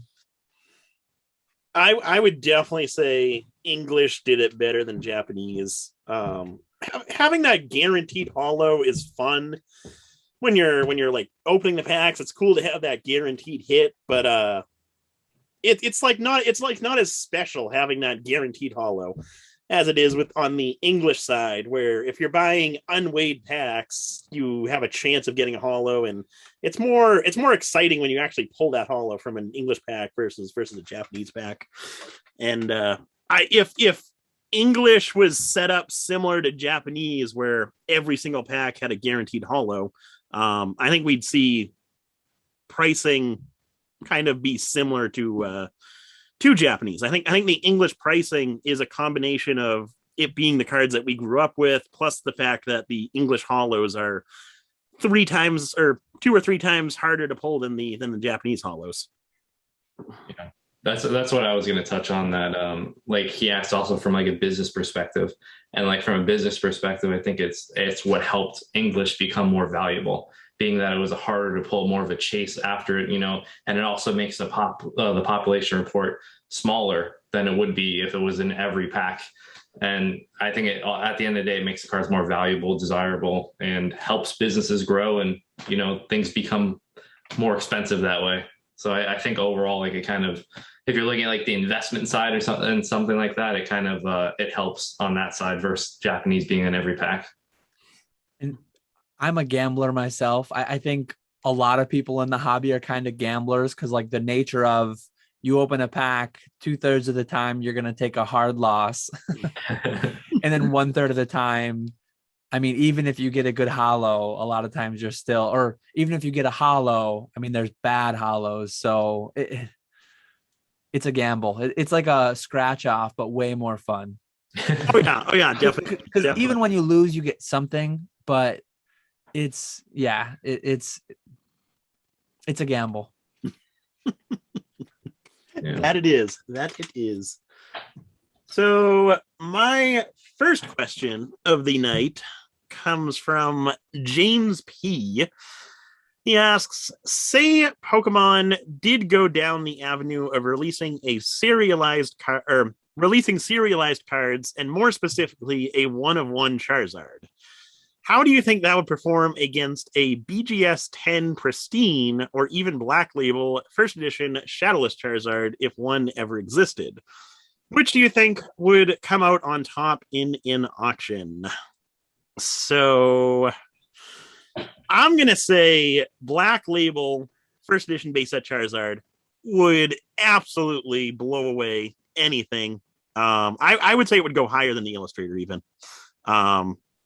But in terms of a pristine 10 Charizard, which there are 3 of those out there, I would hope that it would sell higher than a modern 1/1 artificial scarcity Charizard. But the way modern is doing right now, even with like the whole supply chain issue getting fixed, modern is still doing really, really well. So I think there's probably some crazy person out there who would spend more on that 1/1 Charizard than one of the pristine 10 Charizards. But if it were me, I would obviously 100% go for the first edition base Charizard. What are your guys' thoughts on that? I mean, I would like to say that I know the answer, but I'm going back to what I've been saying a lot is like you can't be rational in an irrational market. Like it's like I would think that the first edition Charizard would be the winner, like hands down. But knowing as crazy as people are, they might go for that one out of one, a serialized Charizard, and it just got made, fresh out 2022. Like, let me go drop hundreds of thousands of dollars on this card, and like it's the only one. There's never gonna be another one, guys. Like, the whole what everybody likes to do. But I mean, I would love, like, for me, 100% the first edition Charizard, but I could definitely see people paying more for a 1/1. I mean, I don't agree with it, but I could see that happening in the market. I'm very much of the same opinion. So a 1/1 Charizard, if it were done well, and if it was like a good art, if it was released right, and not something, there wasn't going to be 10 different 1/1 Charizards every year. If it was just like, hey, it's the 30th anniversary, we're going to do a 1/1 Charizard, and then we're not going to do one again until the 50th anniversary, if ever. It would kill a PSA 10. It would beat a pristine 10. And like Nick said, like if and when a Black Label base set first edition Charizard ever comes up, Logan Paul, Gary, Aoki, whoever, like they might put out 2 million on it or something. I have no idea. But this card could be in that same vicinity. Like those 2 cards auctioning off in the same block would be a tight race, I think. And it's absurd because give me the Black Label base first edition all day long. And I'm not a Black Label guy. I'm not a condition rarity guy either. But I'd rather have like the base set first edition. And it is weird because it's the 25-year-old card compared to brand new. It's a silly conversation to even have because I'm so far away from being a buyer on either. But like if I had to pick one, give me the Black Label. But then, I mean, say they make this thing, like say they just print it. Say they print 100 of them to make sure they get it right. And they pick like the best one, destroy the other 99, and it grades a black label. That's true. Black label 1/1 Charizard against a black label. Then, I mean, I think there's a decent chance the 1/1 outsells it to some, because then you're opening up the realm. Like if it's advertised well through Heritage or wherever, and you really pump it to the sports guys, it's like, this is the LeBron, Jordan, Mike Trout, whatever. And there's not going to be 100 1/1s. This is the 1/1. Like, with the right marketing, it could do stupid things. I would not doubt that. I would not doubt that for a second. Yeah. Be crazy. Yeah. So my next question comes from Aiden M. What are your guys' thoughts on PSA 8 WotC first edition holos? Do you think the current range of $80 for less desirable to $200 for the more desirable is a healthy and sustainable range? Do you envision a large number of these being in the backlog? So PSA 8 WotC first edition holos, that encompasses obviously all the WotC sets. I guess just to kind of separate out, I like the base first ones better, and I like the late Neo ones better. I don't like Fossil, Rocket, Jungle, Gym nearly as much because those sets were printed massively more. I made a video a few weeks ago, a month or so ago. Look at like the inflection of the pop growth over time. And if you look at like base set first edition, if you look at those late Neos, or even, I mean, it's not WotC first edition, but it's still WotC E series. The 8s in those sets are not growing nearly as fast as the 8s in those Jungle through Gym Heroes. So that said, I prefer them a lot more to like unlimited edition PSA 8s. And if you're talking about a clean PSA 8, especially, I mean, I've opened a lot of packs myself that yielded PSA 8 on pack fresh holos. Like, generally speaking, that's a pretty clean card. I like to buy them at those prices more than I like to sell them. I think they're pretty good value compared to some of the other things that I'm frequently selling in those same price ranges. Well, Dan, in the question though, he said first edition Wizard of the Coast, so we couldn't even go into Expedition. Yeah, I meant like those are WotC, but they're not. Yeah, they're not first edition. Yeah. I'm assuming that he's probably talking more about like Fossil and like Jungle and with the pricing. Yeah, and those ones I don't like as much because there's going to be a lot more. Yeah, I think there's a lot in the backlog. I'm sure you alone have tons of PSA 8 quality. I honestly don't have a lot of holos myself. No? A lot of the non-holo 9s and 10s. Yeah. I mean, because people probably had those in their binders. You know, like the 8 quality is not too hard to get. They can have some surface scratches. Don't even have to have the sleeves on. Put them in your binder. You know, from when you were a kid, pull them out. And, you know, most of the time, as long as you didn't like play with them terribly, you're going to get 7s, 8s, maybe even some 9s in there, you know? So I would say that there's definitely, those are highly populated. And I think that there's going to be a lot coming back. Yeah. Oh yeah, for sure. Yeah, no, I think those prices, I think those are decent prices for what you're getting, but I can definitely see those prices decreasing a bit further as PSA does work through their backlog, because like Brendan was saying, back even just a couple of years ago, you could get complete mint, near mint first edition WotC sets for a couple $100, and the condition of the cards was all really, really good. It was more than a couple years ago, but I bought a binder first edition Neo Destiny set, and I just recently graded the Espeon PSA 10. So those sets were definitely out there. I remember 6-7 years ago when I was cracking Jungle and Fossil boxes, first edition, for like $300 to $500. Yep. I was also buying complete near mint to mint pack fresh first edition sets of them for about $300 or $400. And I was cracking the boxes, I was buying the sets, and I was grading 9s and 10s left and right. Like a lot of 8s too, but I'm looking right now on Pokemon price, and like the pop for the 9s and the 10s is kind of hitting more of a plateau, whereas the 6s, 7s, 8s are still slightly on like the pickup. They're still like slightly increasing the rate of grading. Yeah. I feel like if you're going for like cards like that though, like, and you're trying to buy them in 8s, like you can take most of your risk just buying them raw for cheaper, because you're not hoping for too much in grading to get an 8. And I think that a lot of times, like if you buy raw cards, like, yeah, you might get your 6, you might get your 7, you might get a bad eBay seller that has a crease in it. But I think sometimes you might get a 9, you know, and you might get more fortune on it. And like, if you could save it for when PSA gets a little bit cheaper for grading, you'd probably have much better value there on your card.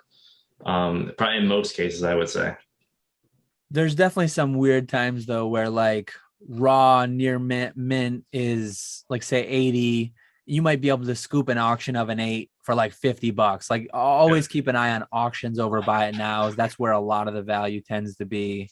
And like you say PSA 8 here, and I know some people are PSA only in this, but there's a lot of value. We'll actually get into it in a later question, but potentially other grading companies, 8.5. I mean, I've picked up a lot of CGC 8.5s at auction for a fair bit cheaper than their PSA 8 counterparts. Yeah. I mean, we just spoke about that earlier in the video with Nick giving such a good deal on his CGC 8. Yeah, I know which one I would have bought if I was between the two. Yeah.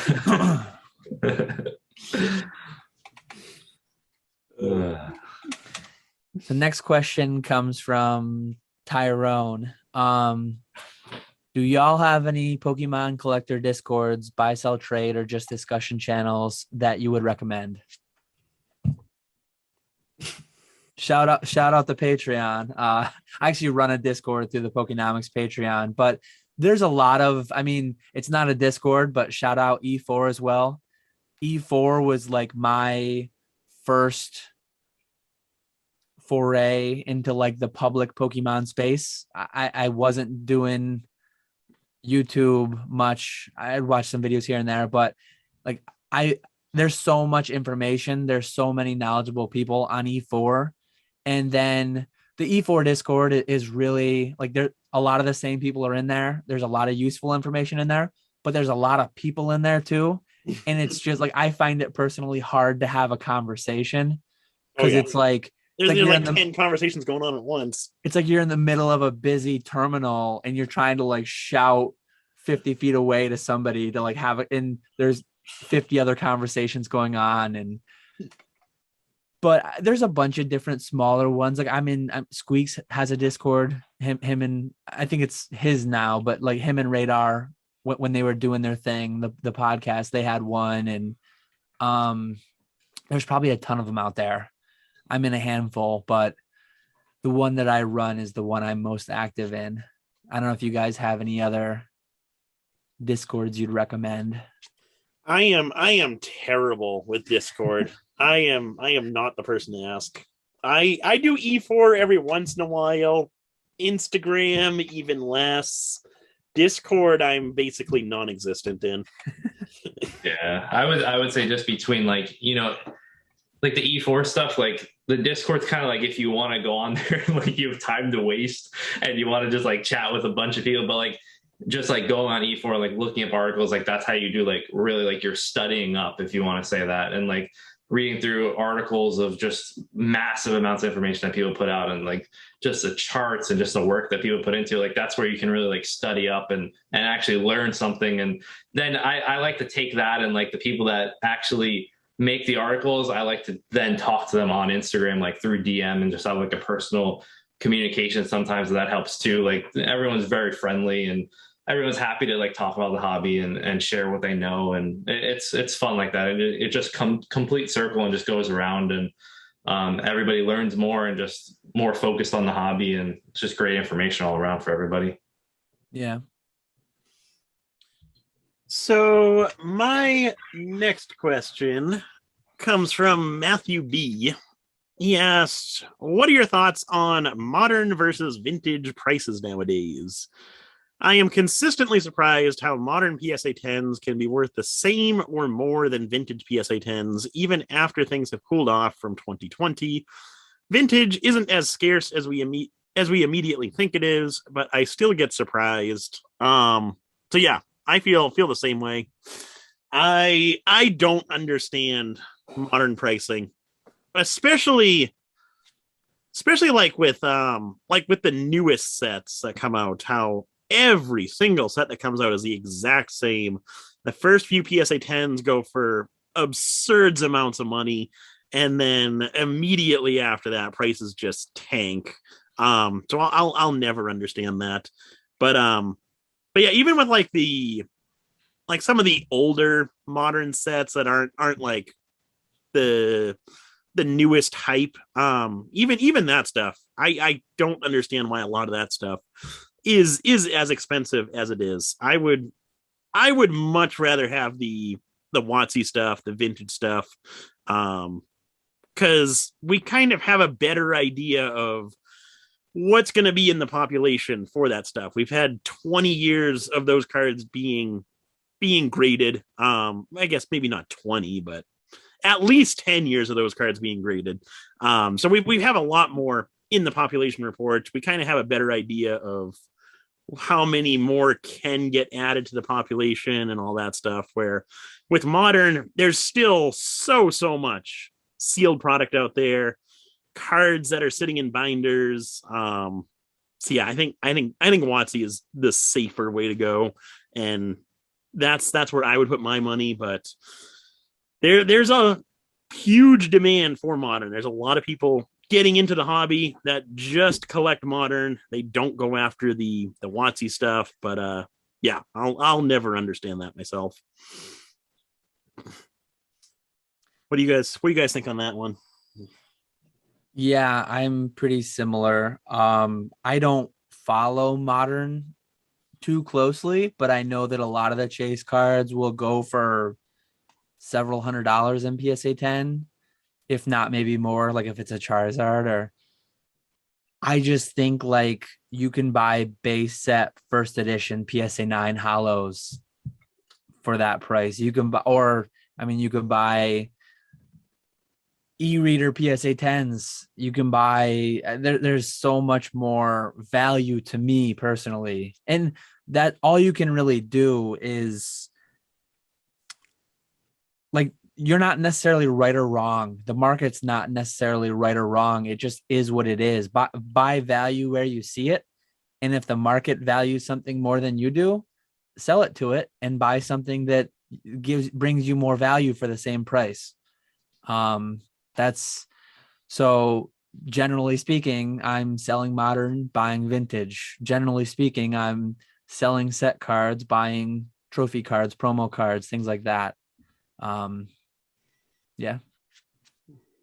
I mean, I agree with both of you guys on that. I mean, I don't really touch anything that's modern, like past 2012 or anything like that at that point. I really don't have a desire for any of that stuff.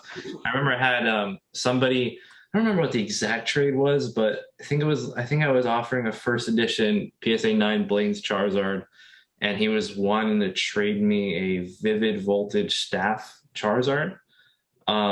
And like that's kind of a little bit different because it has like the staff stamp and like, you know, it has a couple special things going for it and everything like that. But I still didn't want to touch that card because I don't trust modern, honestly. Like I don't trust the pop reports. I don't trust what's going to happen next. I don't want to have to grab the card, trade for it, and then put it on eBay and then be competing with 15 other people all at the same price on a race to the bottom. You know, I feel more comfortable like waiting and sitting on the WotC stuff and waiting for that to sell and make my money, rather than trying to like trade it for something that's 2020 that just came out that people are probably grading, left and right. But it's kind of my thoughts on it. I think modern is just more fun to open, and it's kind of weird how crazy and how fast everything gets graded too, I think. But kind of my thoughts on it.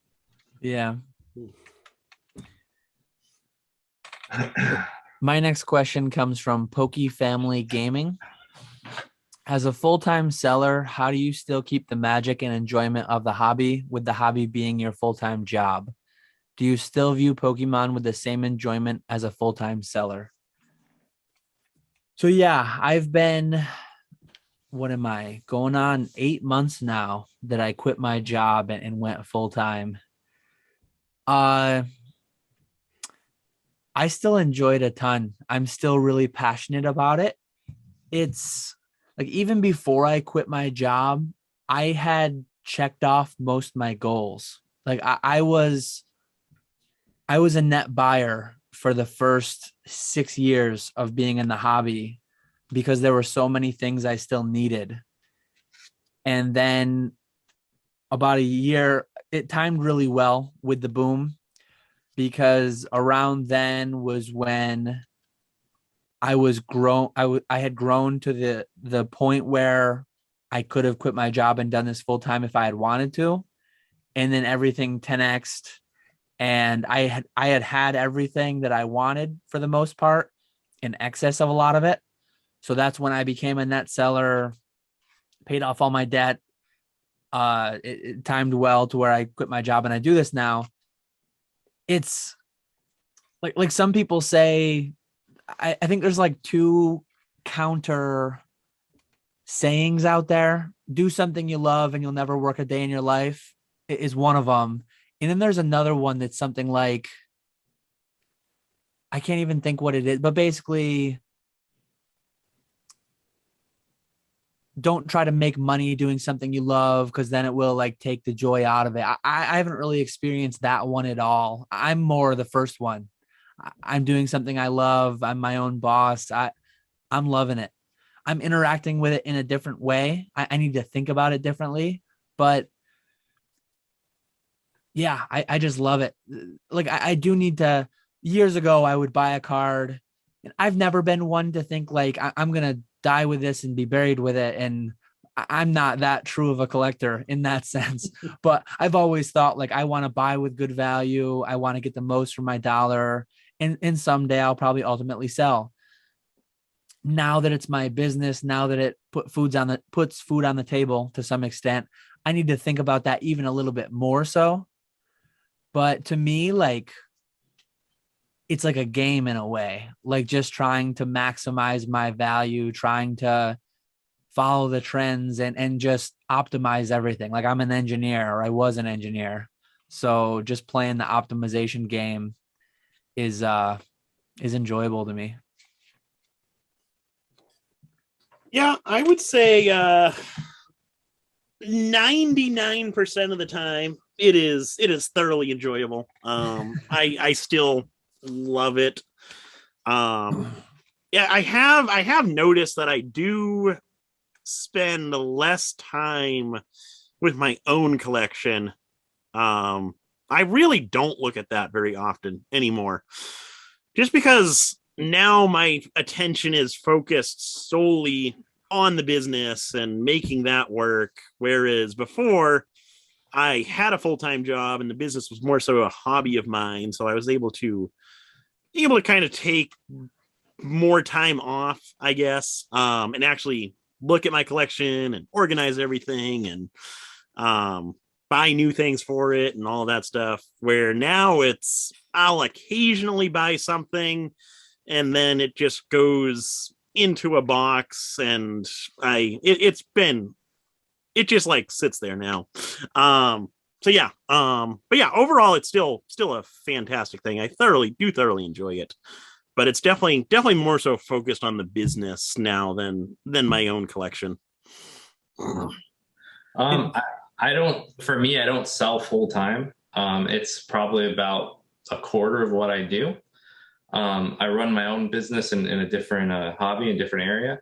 But as far as like Pokemon goes, like I can see kind of how you can get burned out by it in some instances where like, say if you're relying on it so much and like prices go down or people aren't buying it, like sometimes you feel differently about that item than when it's going up. It's like with anything else, you know, if you're holding a stock, right, you're loving that stock when it's going up, and then when it's down, it's like, man, this company sucks. I want to get rid of this. Why did I sell? And that's how people feel sometimes too about cards, especially if you're using it to make money and for a job. You get emotionally attached to the card, yes, but at the same time, like you get bothered if you're holding on to something and it's not producing what you want it to. And I can kind of see on things like that where people put too much pressure into it like that. But also for me, I'm not interacting with it every day, all the time. But like I said, maybe it's like 25% of what I do.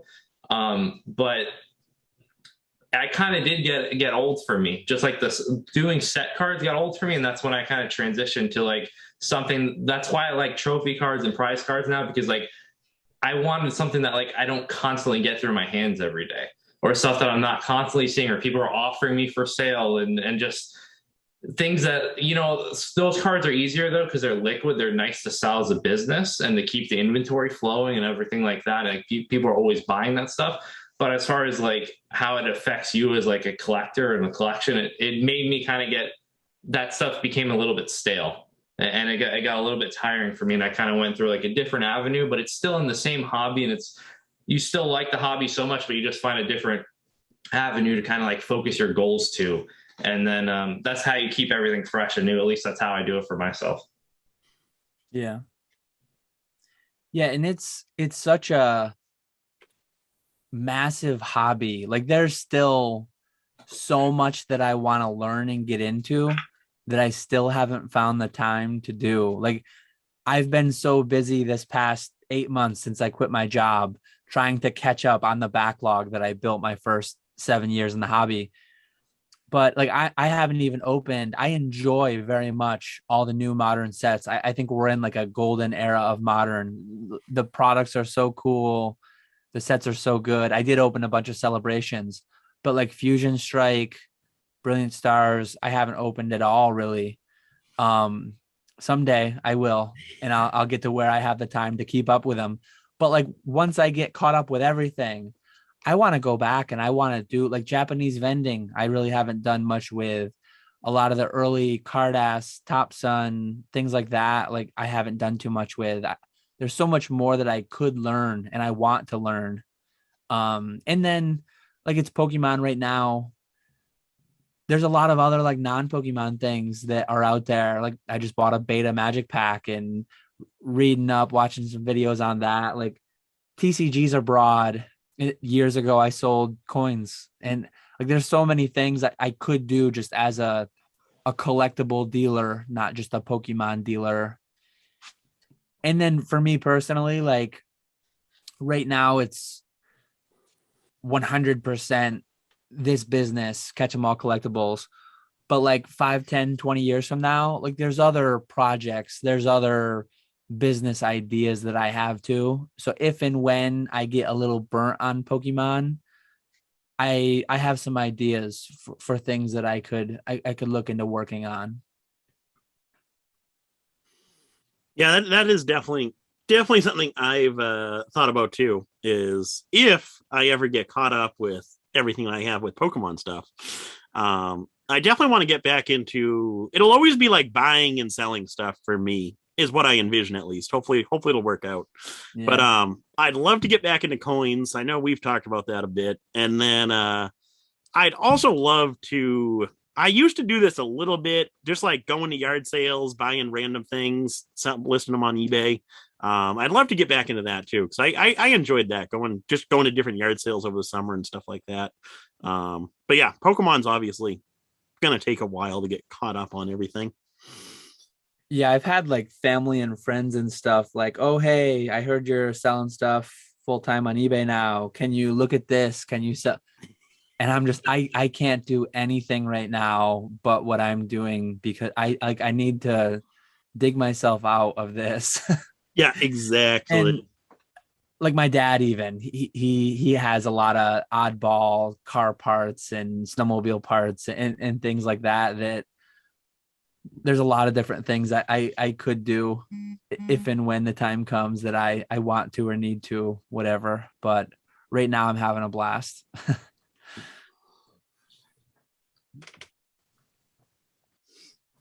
Another one. Yeah. So next question comes from your average player. Could you guys discuss the differences in your business methods?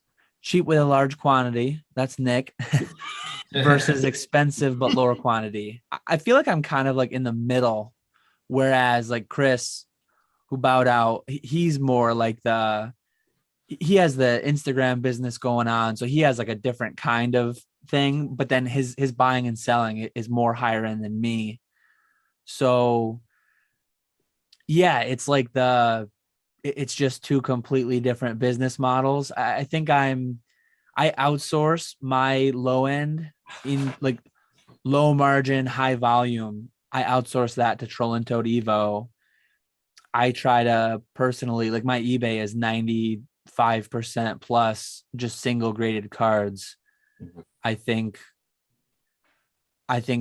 graded cards provide one of the best margins in the hobby if you're doing it right. And even in graded cards, like I do a little bit of the higher volume CGC 8.5, unfortunately.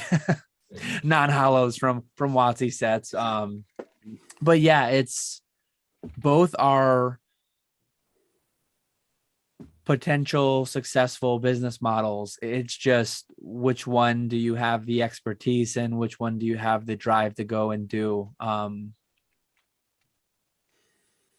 Take your pick, do a little bit of both, whatever you want to do. It depends too, because like what sometimes, like for instance, like Nick, like he's constantly doing something. It's like he has his numbers and he's just like, it's not about like, okay, well, if this doesn't hit, we're like, if you're just somebody that does a lot of high-end stuff, you know, like more like I and Chris, and like it's like you might do maybe 10 sales for that month, but like if that ninth buyer doesn't buy, it's kind of a big deal. You know, every buyer counts a lot because that's all it's a lot of profit per that one item. So like where Nick, if he loses a buyer, it doesn't matter because he's got another 150 people waiting that day to pick up a $3 card. So it's just kind of like, it's a little bit more, I would say maybe a little bit more risky on that end of like trying to like for consistency. But yeah, I mean, it's also less work at the same time though. So it's hard. Like you can kind of use your time to do maybe something else that's more of a consistent flow. Where like Chris, he does a lot of ads and advertisements and other things like that to get more of a consistent flow, rather than just waiting, you know, waiting like for something to sell like 4 times a week on eBay or something like that. It gives you something to do where it's more consistent payments coming in and out all the time. Yeah. That's a good point, and that's something that I've started to miss is having like there's so many opportunities within Pokemon. I've been talking with a few people on Instagram about how there's like arbitrage opportunity if you have the time between eBay, TCG Player, and Troll and Toad. You can literally buy something on eBay, listed on Troll and Toad or TCG Player, and it sells for like double the price. But again, you need to have the time to actually be looking up those products and doing all that stuff, which with my business model, which is high quantity, I don't have the time to be doing that type of stuff. It's just always something going on, always busy, packaging orders, listing new cards, sorting new cards. But I do enjoy it. I always liked having, like, even when I started my eBay business, I always liked being able to buy big collections of cards to just have that a lot of quantity of cards, and that's just always been more exciting for me. I would so much rather, like with that pin purchase that I got off of Rusty, it was 9 absolutely gigantic boxes of pins, and I was like a little kid on Christmas going through all those boxes. I thoroughly enjoyed that whole process. We had that, Nick. We had that conversation when we were in Orlando, and I was asking you about that because I was saying that like, don't you ever get like tired of like being constantly bombarded? Like, how much do you value your time? And he was just like, no, I love it. Like, I love buying those collections and spending a big amount of money like on a collection and looking through the collection. Because I was just like, I love going to get that card that's raw, that's expensive. You say he likes to put $10,000 on a huge collection. I like to put $10,000 on a single card, getting that card and grading that card, and then making my money on that card. Where he finds it much more fun to get that collection, look through it all, piece it all out. For me, that just sounds like a ton of work. Like organization and notes and putting what I pay for this, grading it. Like, oh my goodness. Like that sounds like a bunch of work for me. Where like, I'd rather just buy the expensive card, grade it, and then sell it to somebody that's interested in a card like that. But it's just two different aspects.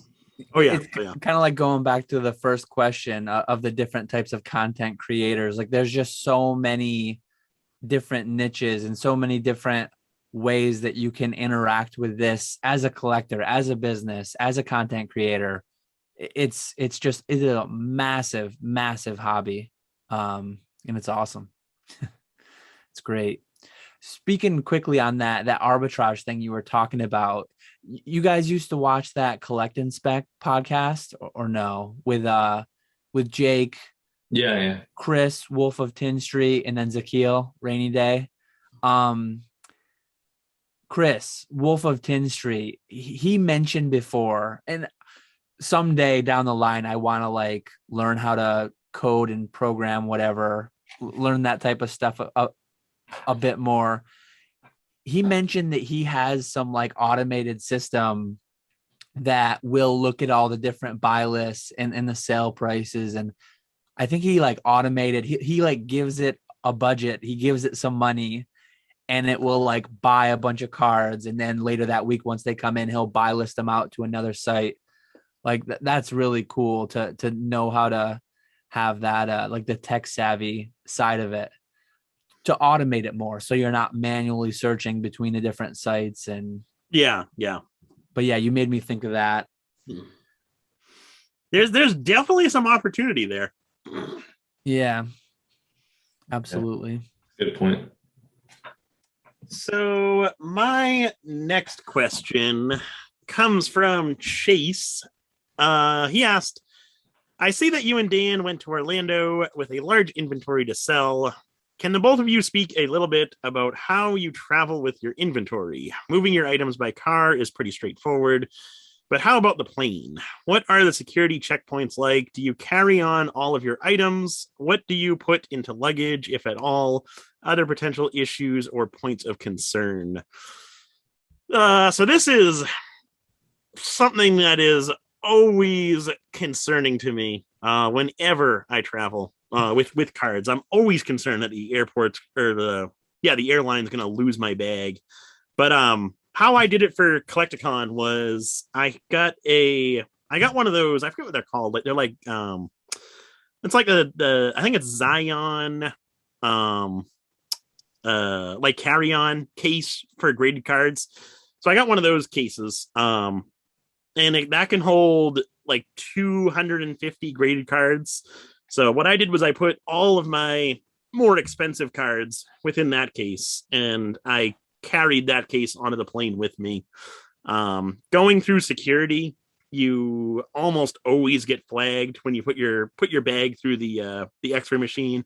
So they almost always have to look at it. And I didn't have any issues. They just opened it up, looked through everything, and then sent me on my way. But with the other stuff, the more bulky stuff, I did bring a checked bag with me, and that had like more like lower end graded cards, modern singles, modern packs, stuff like that. Stuff that if it got lost, it would suck, but it wouldn't be like the end of the world if that happened.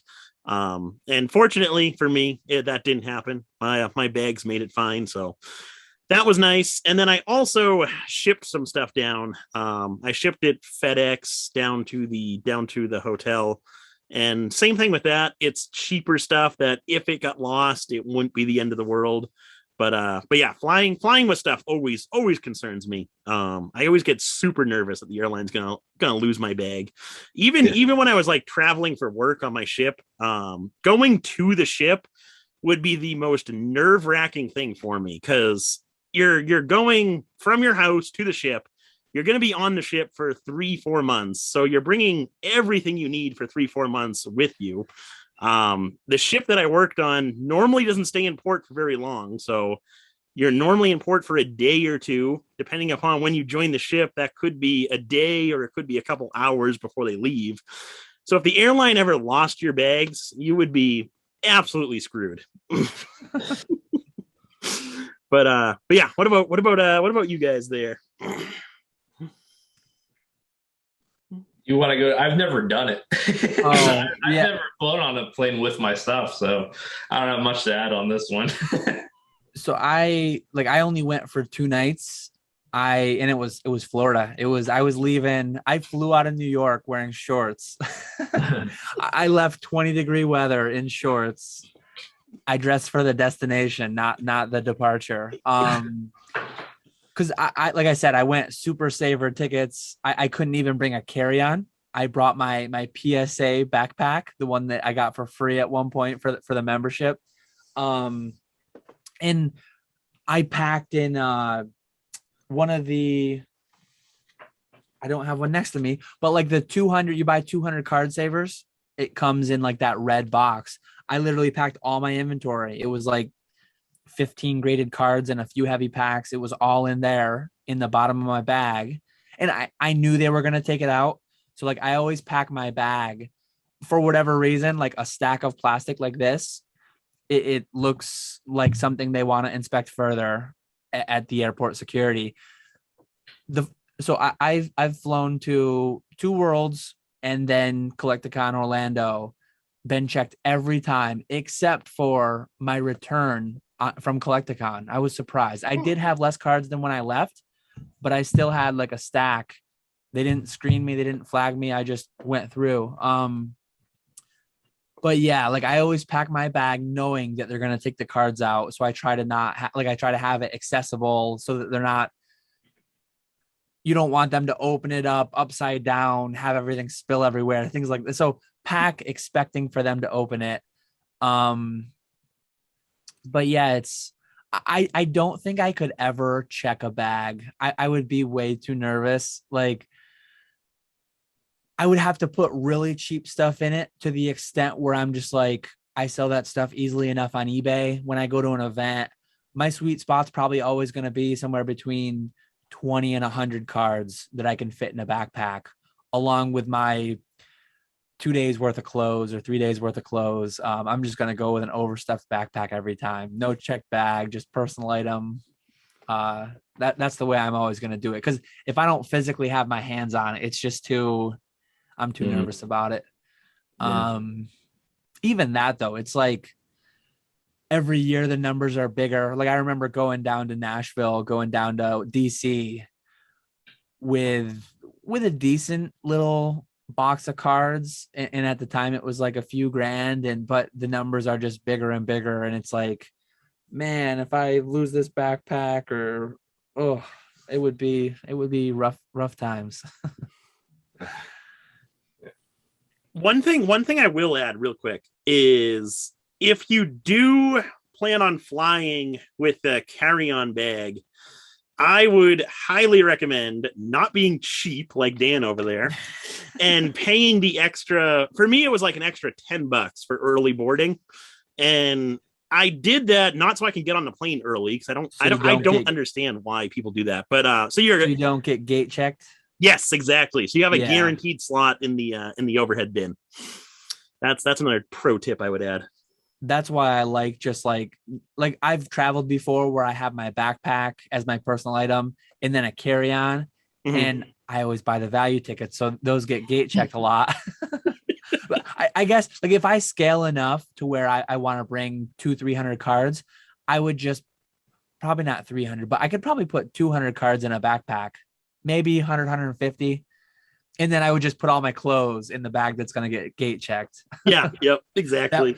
because like if you go down to Orlando and all your clothes get lost, it's like, man, that sucks. I could walk into the freaking convention, buy 3 Pokemon t-shirts, and then I could like walk to there'd be some store within a 10-minute Uber or 10-minute walk, buy some shorts. But like you could replace clothes for pretty cheap. You're not going to buy everything else for too cheap. Yeah, that's exactly. That's definitely the way to do it, though. Check your clothes. Because I was gonna say, like, when we were just traveling, because we drove to Orlando, but just traveling back and forth from the convention center, like we had backpacks and we have these Pelican cases that are, I don't know, maybe like 14 inches by maybe 12 inches, and they just fit in the backpack, but you could put about maybe 80 slabs in the Pelican case.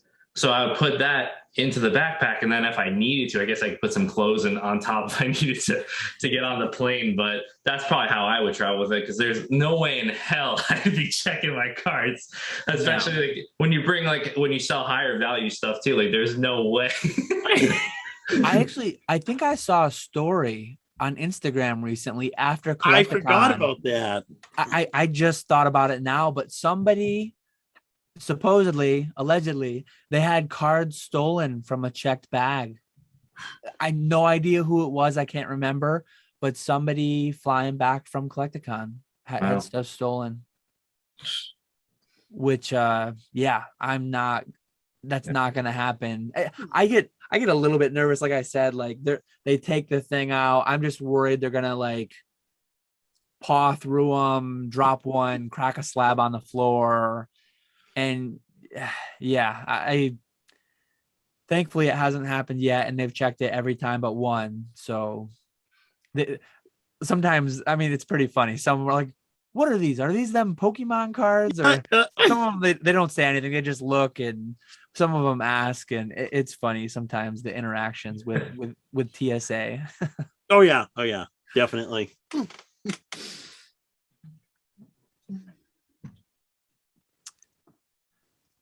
So my next question comes from Josh, the Green Shiz. How was it meeting fans of your channels in person? Nick, I know, has had the experience, but I am sure things have changed in the last year, even for Nick.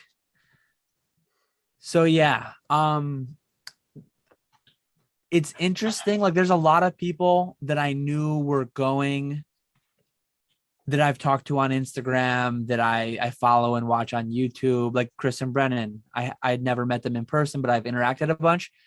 Meeting people like that is a distinctly different thing, because I know what they look like. I know what they sound like. So I see them coming and have an interaction, meeting them in that way. And it didn't happen a ton. I'm a tiny little YouTuber, but it is distinctly different and interesting thing when someone comes up to you and they've seen and heard hours and hours of your content. They feel like they know you, and you just have no idea who they are. I think I'm a lot more socially adept, or I don't know the way I'd want to say, if I've had a couple beers. But like when someone randomly comes up to me, especially like the morning after I've had a couple of beers, and like, oh, hey, how's it going? It's kind of a weird interaction, because it's like, I don't know who this person is. I don't know if I should know. And it's just like, hey, Dan, how's it going? It's like, oh, hey, you know me from YouTube or Instagram, or, oh, yeah. Do you comment at all? Like, would I know your name? Maybe. Oh, no, not really. I love that people like, hey, I love the content. I watch the content, but it's definitely like, and I'm not like anybody that's watching this at this point. Like if you said hi to me there, it wasn't like, I'm glad that people do it, and it's cool to meet people, but it is like, it's a weird, interesting thing, kind of like I couldn't imagine being a famous person who like deals with that every single day wherever they go. It's definitely a weird thing in a lot of ways. I think you just gotta get used to it. Yeah, and I don't think Nick or I are ever headed for 1 million subscribers or anything like that, but it's cool though. Like, I mean, I bumped into some people that I'm pretty bad with names and faces until I meet them a couple times. But I mean, hopefully I'll see some of the people again in Charlotte, and they'll bump into me and they'll say hi. And, oh yeah, I remember you.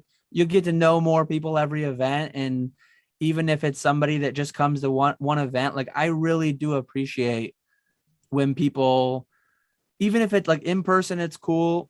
But like if people email me, if people message me on Instagram, they say, hey, that video you made was really cool. And I had some of that at the event. They're like, oh yeah, you made that video on this or that. And really like got me to think about things in a different way. Like I really appreciate when people like say they appreciate what I'm doing.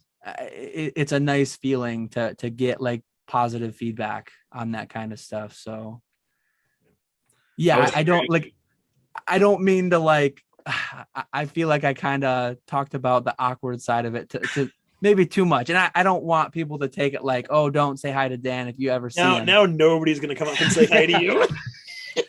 I remember though, Nick, like super weird thing because I was completely caught off guard. Like I expected it to some extent at Orlando, but I was walking around a park. Oh, I remember you last summer. I literally had 500 subscribers, or maybe not even. And I was walking around a local state park, like around walking a loop around the lake with my wife. And this guy, what was his name? Mark, maybe. I don't know if he still watches, but somebody noticed me in public, like an hour from where I live. And he's like, oh, hey, you're Catch 'em All Gaming? And I'm like, yeah, Catch 'em All Collectibles. And like he followed my YouTube, and we talked about like he had a PWCC vault and all his cards and this and that. And I was so caught off guard because that was truly out in the wild. And I'm like way too small of a YouTuber to be noticed. But at cons, it's expected because like a lot of people in the hobby watch YouTube and went to the con. But that one really caught me off guard. But in a way, I guess it kind of like prepared me for it, right? Because I had that one first interaction. Yeah. I was caught off guard when I saw you though, Dan. I thought I know what you look like, but you're so freaking tall. Like, everyone's just like, oh crap, nice to meet you, Dan. Damn. Yeah, in this chair, I mean, it's hard to, right? I mean, it's hard to see how tall I am. But yeah, I'm 6'4", so I did have that a lot of time. Like a lot of the people I met, they're like, wow, you're a lot taller than I would have expected. And yeah, I mean, I guess Rusty's out there making like dunking videos and stuff, but all my videos have just been like this. So yeah, if you ever meet me, I'm 6'4". Maybe that's why I like Bigfoot. I actually had somebody hit me with that joke when we met. How about you, Nick? How about you, Nick? Yeah. Were you starstruck? What was your stardom like? No, I absolutely love it. That's like I've said it before in earlier this episode and the last video I did. That is definitely one of the reasons I go down there, is to just meet different people, talk to different people, talk about the hobby. So I thoroughly enjoy meeting everyone. Terrible with names, but so nice to meet Skater Ernesto, Professor Oak. Super happy to meet both of them. I missed Professor Oak. I knew he was going to be down there, and I didn't end up running into him at all. Well, I got to meet him. that was a big accomplishment of my trip right there. And it's funny too, because I should say, like, there were some people that ran into me. They had watched my content, and I didn't like recognize them. But it is so difficult because it's like everyone has a name, and they have an Instagram name and a YouTube name, and like everyone's different for some people. But like I met and we talked to Super Duper Danny, who I originally met her in Vegas very briefly, but like the same way I know who she is from her content. And like there's other people. I met that Tavis King, the magic guy. I went up to him, shook his hand, introduced myself. I had commented on one of his videos like 2 days prior, so I think he recognized me. But yeah, like the same interaction that I was mentioning, like a little bit awkwardness because people introducing themselves to me who I have no idea what they look like, or I was that same person to Tavis King. I was that same person to Super Duper Danny, to these other people. So yeah, again, like I didn't mean to like play up any negative part of that, because I'm that same guy to other people. So definitely, if you run into me, introduce yourself. Let's have a chat. Yeah, no, definitely. No, and the all the kind words definitely meant a lot, because yeah, we're certainly not making anything off of YouTube. So to know that people actually enjoy listening to us talk and enjoy our videos definitely means a lot. So hey, but shout out Professor Oak though. After he met us, he joined the Patreon. Yes, that is true. That is true.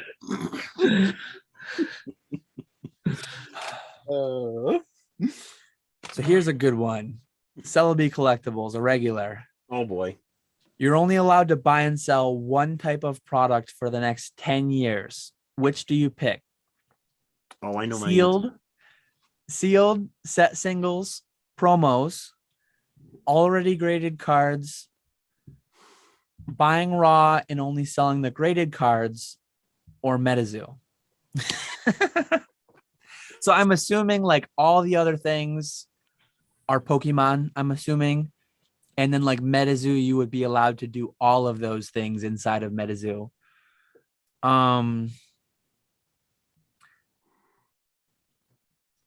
I saw this question. I mean, as I put it onto our sheet here, and I gave it some thought, and I couldn't come up with an answer. So like, I'm just gonna go process of elimination.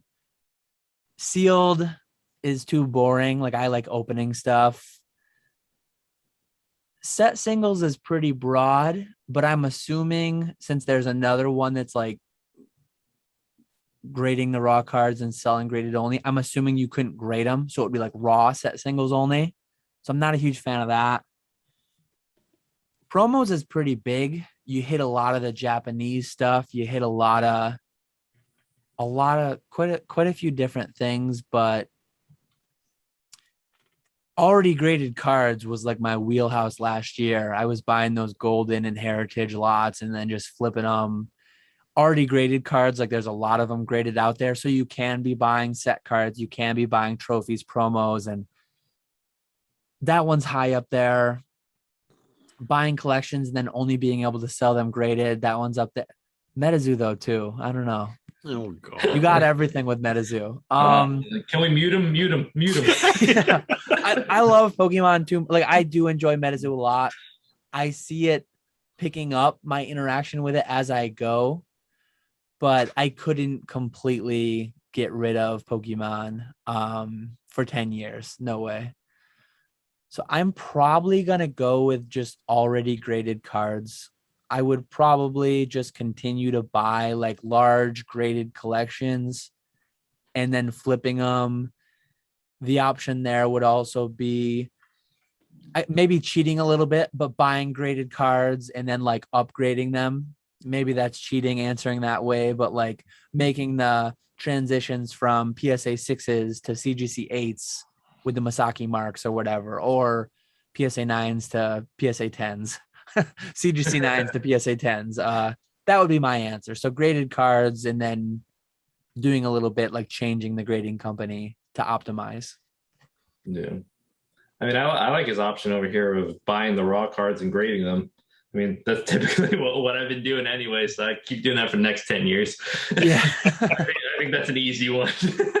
I always like the option of just being able to get something of value and getting it in good condition. Obviously, you get burned sometimes, but sometimes you do get that card that's raw and clean and it does grade that 10. And then like, that's like winning the lottery right there in itself. Like you just get like the hype of, I get way more of an excitement from that than like opening a pack or anything like that. Like that's like my gambler quality in the hobby. It's like buying that raw card and seeing how it does at the grading company and how well you do on it then when you can sell it. Yeah. That would probably be a close second for me. How about you, Nick? I would have to go with the set singles for sure. That's me. That's always been my wheelhouse. I enjoy that. So I would continue doing that. Can't take away the man's 99-cent singles on eBay. Oh man. 5-cent singles on TCG Player. I love it. I love it. Oh man. But no, that was a fun question right there. Yeah. Celebi, you always got some good questions for sure. So my next question, let me just write this down real quick. Comes from SDC. He asked, I would be curious to hear your ballpark guess on the ratio of first edition base print run to the shadowless print run. 1-to-1, 1-to-2, 3-to-1. I feel like shadowless is less printed, but would be interested to hear your guesses and reason why. My guess would be I don't think that shadowless is anywhere close to less than first edition base. I don't even think they're on an even playing field. I would say shadowless is like, I would say like 3 times as much as first edition base. Even double sounds low to me. And I'm basing that off of like the bulk cards that you see, the commons and the uncommons that you see, more so than the hollows. Just because I know personally I've seen a lot more shadowless commons and uncommons than I have first edition base commons and uncommons. But at the same time, the pop report of shadowless is a lot less than first edition base, and I think that's mainly because of the fact that first edition base is just that. It's the first edition, whereas shadowless, not many. You have to be into Pokemon and know what shadowless is. Plus, for the first, I don't know how long in Pokemon, first couple years at least of grading cards, shadowless wasn't a designation, so there's a certain percentage of shadowless hollows that are graded as just unlimited base set. So yeah, that's what I would say. I think shadowless definitely is printed a decent bit more than the first edition print run. Yeah. I mean, I personally don't have any idea about the print run, but as far as like the population report, I agree with Nick's points, and like the first edition, you know, there's always been way more incentive to grade something like that. It's always been more valuable. So when something's more valuable, people are going to want to grade it. They're going to want to sell it. And that's way more fleshed out than something like shadowless is going to be. And we've heard countless, you know, times where like Gary's talked about, and he had to like kind of get them to basically distinguish that like this is shadowless and have its own section in the pop report. And you know, all of that stuff took time, and there's still, I'm sure, shadowless cards that are graded as just unlimited base set. And I think that I don't know what the printing was like, but I think that really shows why the grading's so different. And I think it's really due to the value, and just first edition base has always been so much more valuable and has had that incentive there.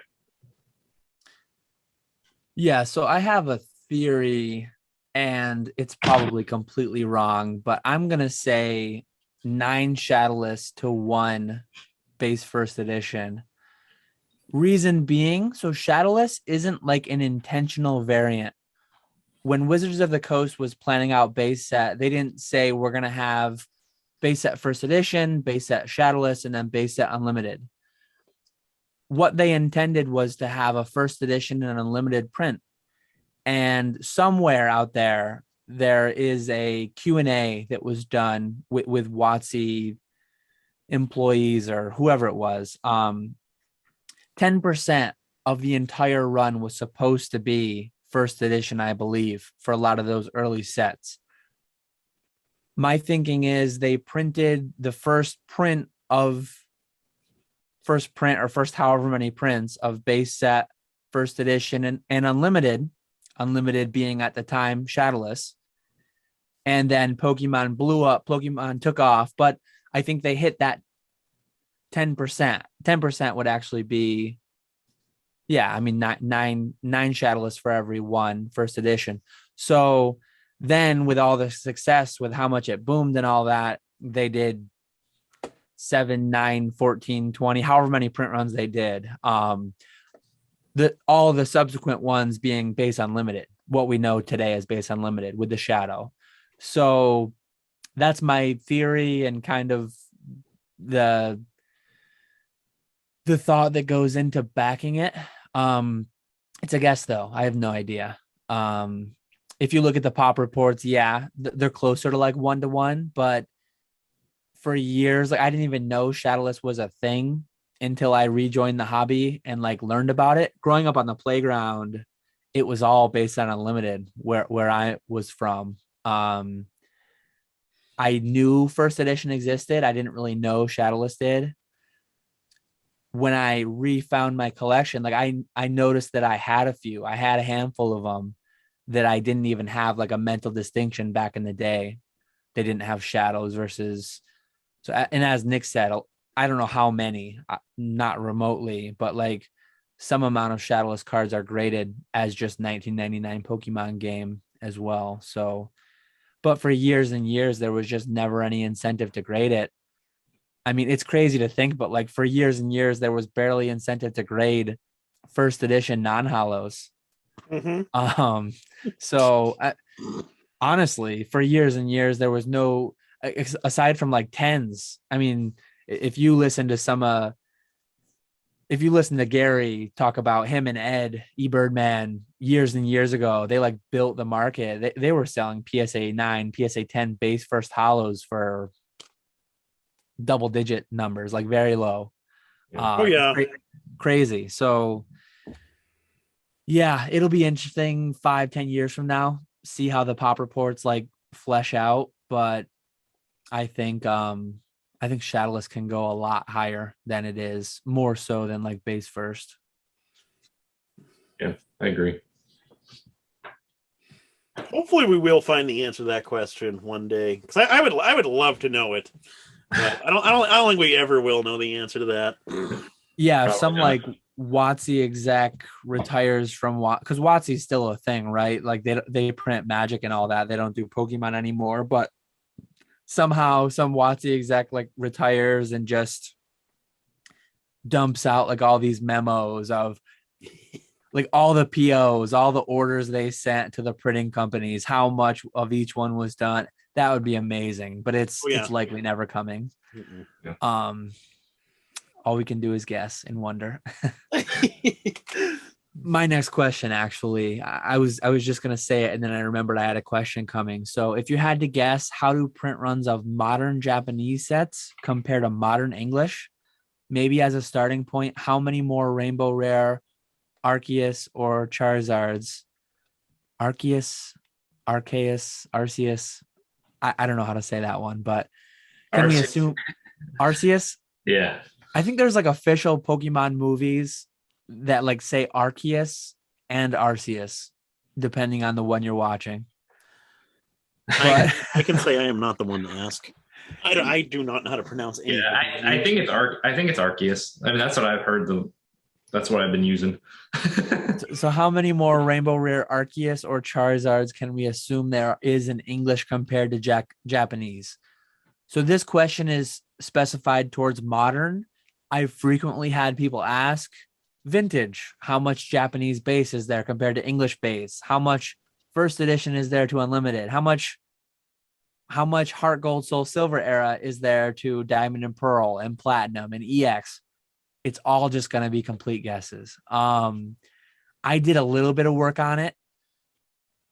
Unfortunately, like Pokemon over the years, over the 25-year time span, they've had some official releases of how many cards were printed to date.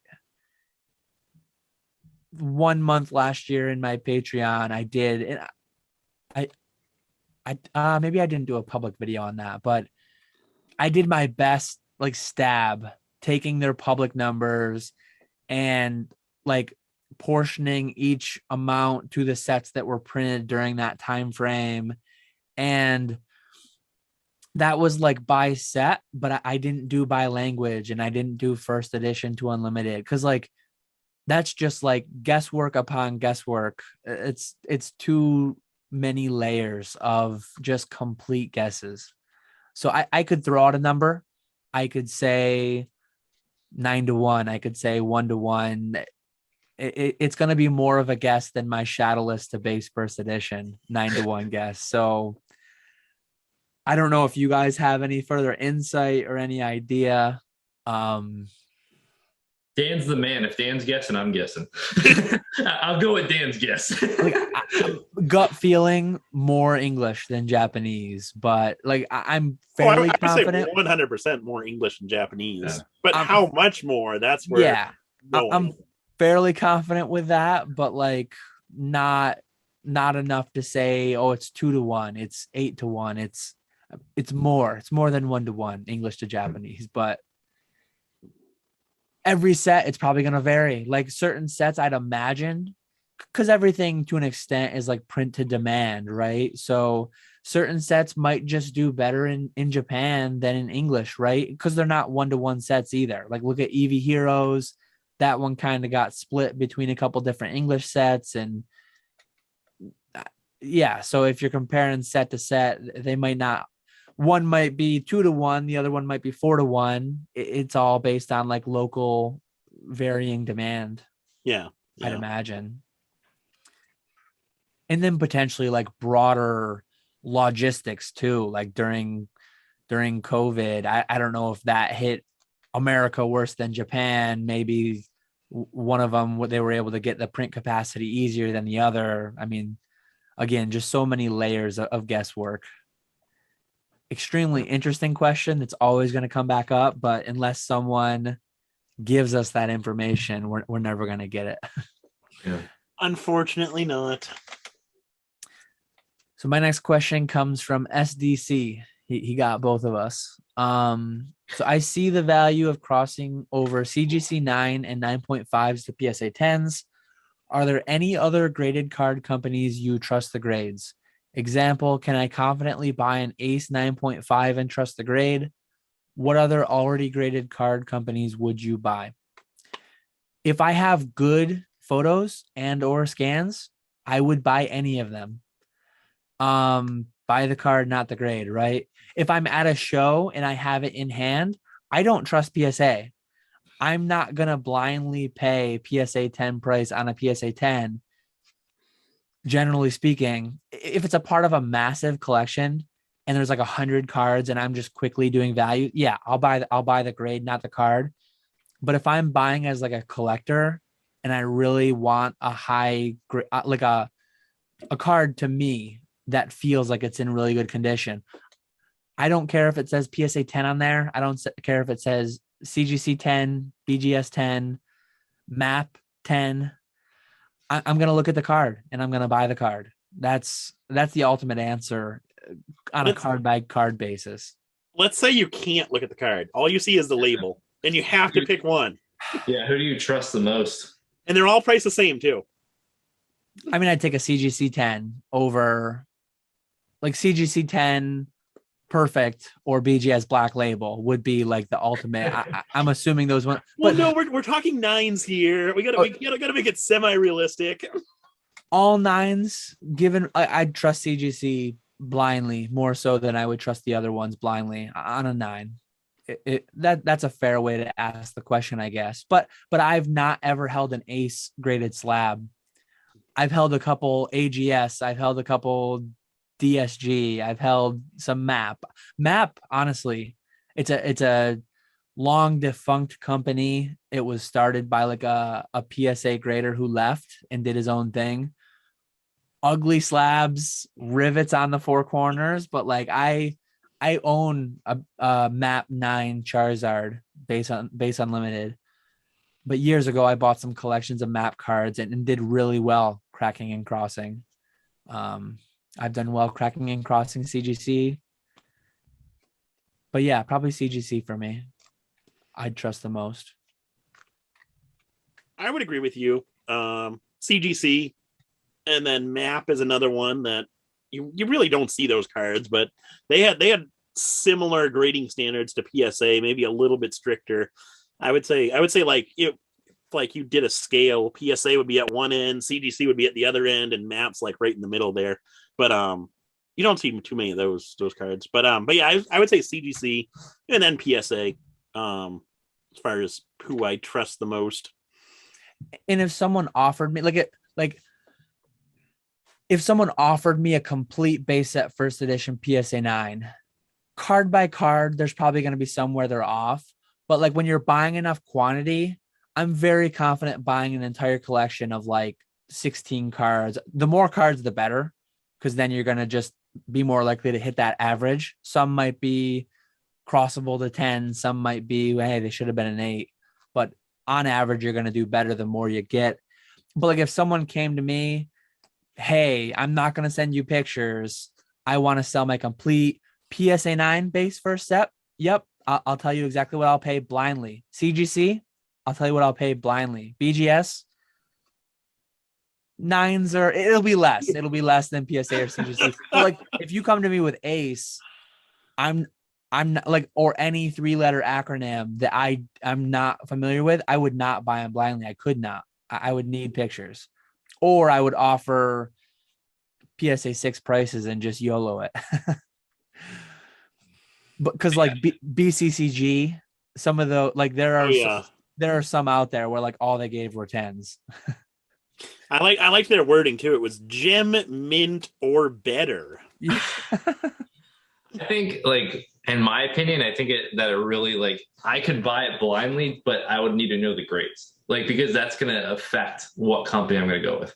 Like, if I see if I see a PSA 7, I'm going to value that more than a BGS 7 or a CGC 7, because I know that the way that the 7 could be made with like a BGS or CGC is vastly different than what it could be with PSA, because we could have a really clean PSA 7 card with a small dent on it that got the 7, and we could have a beat to hell CGC and BGS 7 because all the other subgrades are great to make it that 7. Or, we have some edge wear and whatever on the other PSA 7, but I think like I'd rather hedge my bets on that PSA 7. But then if we're going on the upside, and we're looking at 10s, right? I'd rather have the BGS 10 or the CGC 10 than the PSA 10. Yeah. So for me, like, it really depends on where the grade is for what company I'm going to go with, that I would like kind of value more and like trust more, that I think that they gave it a fair grade, because I know PSA is really picky on surface. I know that, BGS is really picky on centering. I know that, CGC is kind of like a combination. I think they're kind of more like BGS, so they grades very similarly with the categories. But then as soon as you get to like that higher level, past that 8.5, they become a lot more strict. So it's like you got to kind of like get those motor skills going and think of like the pros and cons of each company and match it up with the grades to see like where you're going to get that best value, I would say. That is a good distinction, because yeah, if it were a mint 9 set or a 10 set, give me the CGC. If it's like a 7 set though, let's say it's a 6 set with PSA, that might be like mint Masaki's with just the little indents. With CGC, like those same Masaki's that will get PSA 6s will get CGC 8s at times. So give me the PSA 6s, because the CGC 6s are going to be like pretty beat. As you get lower in the scale, like there's probably a lot of PSA 1s that you could crack and cross to CGC 3 to 5s. Because they like PSA, it seems like if you crease a card across the middle of the card and otherwise mint card, like PSA just makes it a 1. Mm-hmm. CGC would like really scrutinize the other details more, and that would be like a 3 or something there, I think. But then it's like, what do you agree with though? Do you agree with let's use like the Masaki dents, right? Do you agree that is an 8 quality card, or do you agree with PSA that's like a 6 quality card, or is it somewhere in the middle for you, like you personally? I'm much more personally aligned with CGC. Like if I'm building like a binder set, if I'm collecting Masaki's all day long, give me a mint one with indents I can't see from the front over like give me a PSA 6 that's mint with indents over a PSA 7 that has hollow scratches and is a ways off center and has a bunch of wear, back whitening. And so at CGC, I think that my personal preference towards a card is more likely to be represented by CGC scale than PSAs. Yeah. But then when you do get to those lower grades, like the 3s and the 4s for CGC, those cards are absolutely destroyed. Some of them. So Yeah. when you get to those lower grades, then I think it switches to PSA. Yeah. Yeah. It's really grade dependent. Yeah, They all have their exactly. own scales.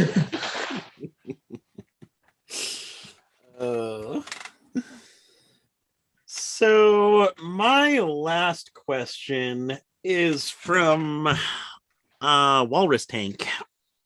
He asked, with everyone focusing on pop reports, is it fair to say that they don't matter? You've mentioned you'd pay 25,000 for a no damage Ninetales. Since it's a pop 1, at what pop would you not pay that? 2, 10? What possibility be a better way to view it? As in, modern pop reports don't matter as much, because even if there's a pop 3000, there could easily be another 3000 added to it.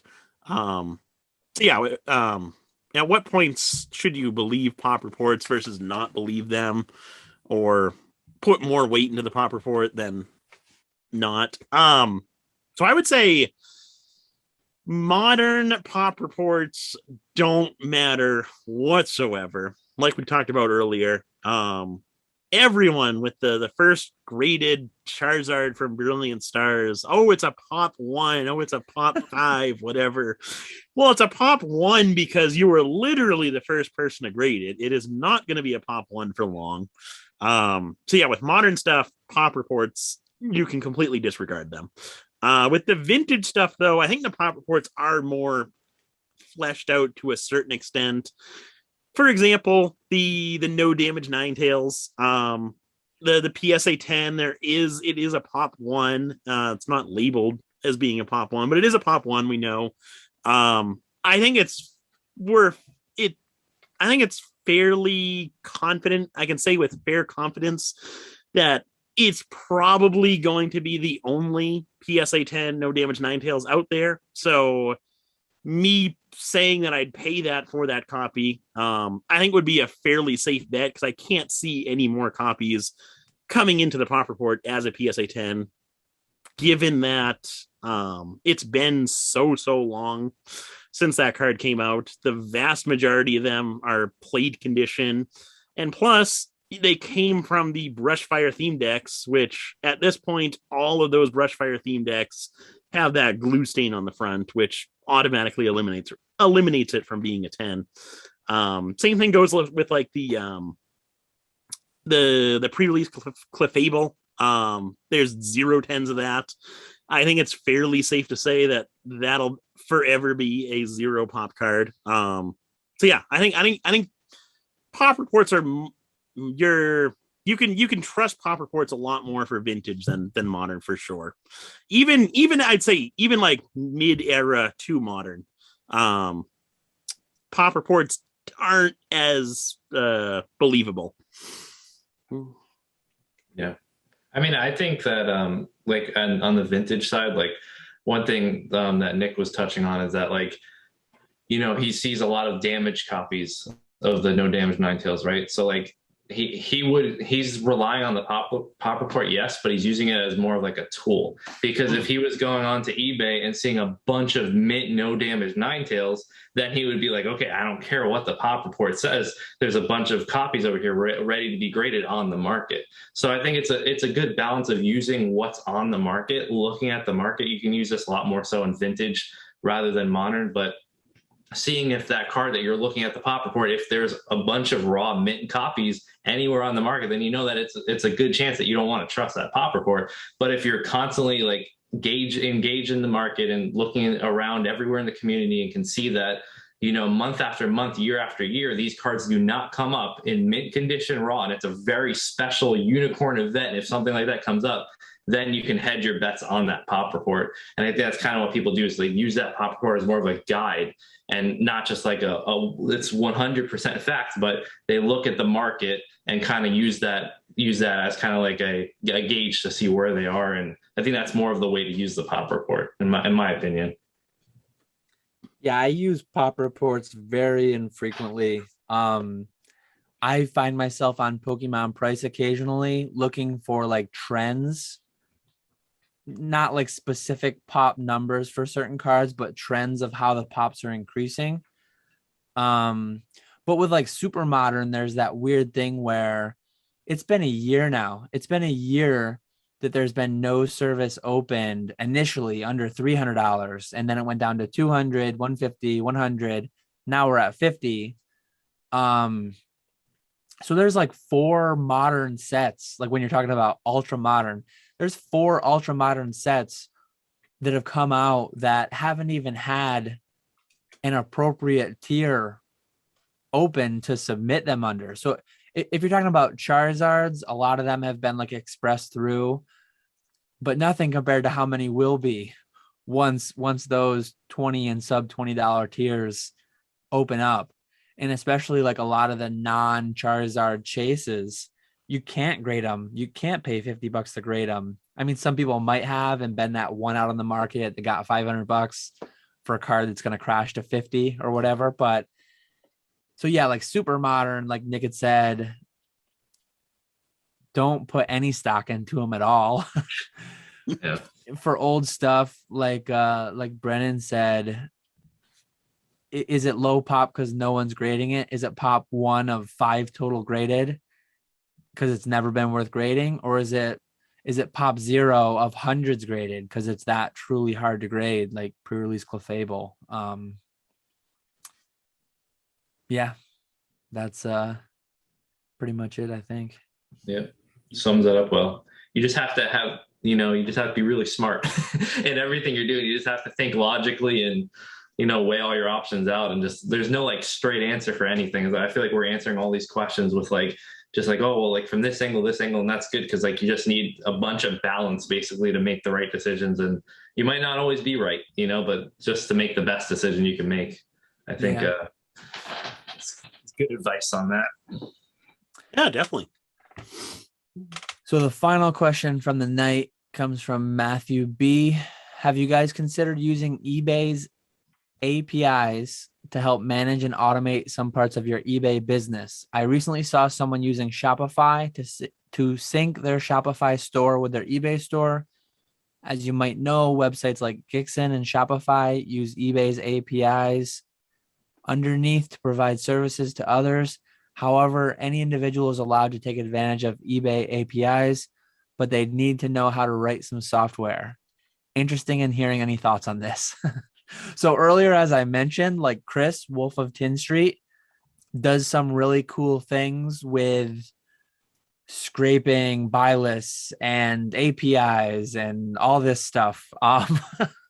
I vaguely know what an API is and how it works, and I vaguely understand how like scraping pop reports work.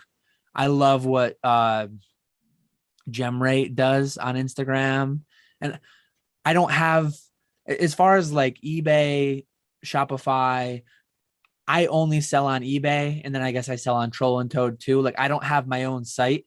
If I ever create my own site and I want to list on both, I would utilize something like Shopify to manage cross listing when it sells on one of the 2 places, pulling the other. But at this point, I'm not there. I really do want to learn more about all of that because I don't know enough about this to even know what's possible or what I could do. So it's a question above my pay grade. Yeah, I'm the same way. I am not computer savvy whatsoever. So I do not do anything with this. Yeah. I mean, I feel the same way. We have an eBay store and we have a website set up, but we don't have it integrated. So like every time something sells, we're like, okay, take it off the website.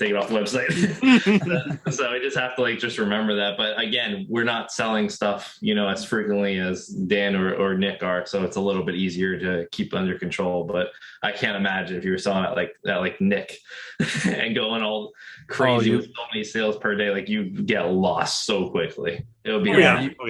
You couldn't do it. It would be impossible. Yeah.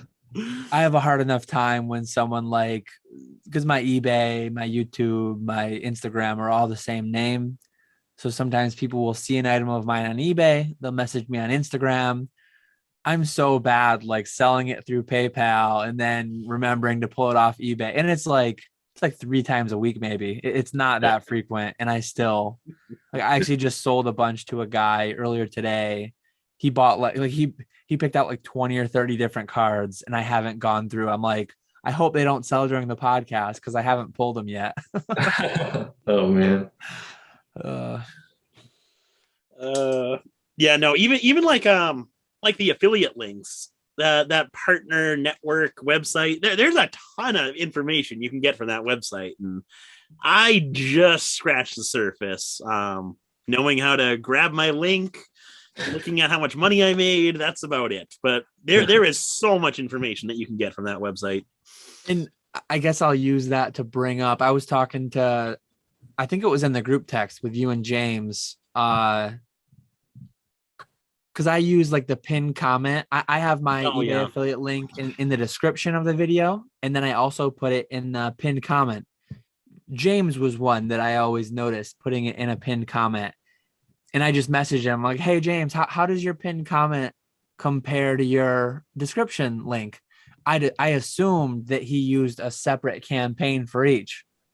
He hadn't thought of doing that. So like I have a separate campaign where I can tell I have a distinction whether you click my link on my link tree from Instagram or whether you click my link in my YouTube pinned comment or my YouTube description, or if you click a link over in Discord. I have a separate campaign for each. So I know the breakdown of like how much money. So like the gears are turning and I'm thinking how to like do that. But as far as, like all these APIs, and there's probably so much more things that I would enjoy doing. I just don't have the ability to know how to do it, unfortunately.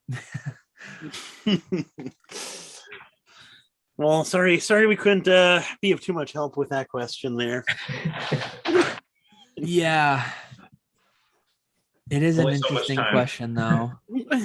Learning editing, learning coding and programming, and there's a long like to-do list of when I get burnt out of Pokemon, I've got to expand my horizons with some of that type of stuff. Editing's been on my to-do list for past couple years. That's still haven't gotten to that yet. I'm still using Windows Video Editor to at least I'm using iMovie. See, I go from like I have some really advanced videos where I do like 10 minutes on Zoom like this, and then I say, hold on, I'm gonna cut and I'm gonna go to the overhead view. So I merge together 2 10-minute videos to make one 20-minute video. That's advanced video editing. You guys are boomers. I'm over here with Final Cut Pro over here. You guys are a bunch of boomers over here. I can't overlay text. I can't do anything like that. I really need to figure that out. But I haven't yet. Going on a year. You can make some pretty good thumbnails though. I'll give you that. I do know Canva. I'm a pro with that, making my thumbnails. Throwing the images all over the place. Throw some memes here and there. Yeah, speaking of thumbnails, before we end this, you need to move over next time. I'll have to use that image for the thumbnail. I always try and put something in between us, and it's always like awkward because I'm perfectly centered. We'll start sitting over here. In the middle.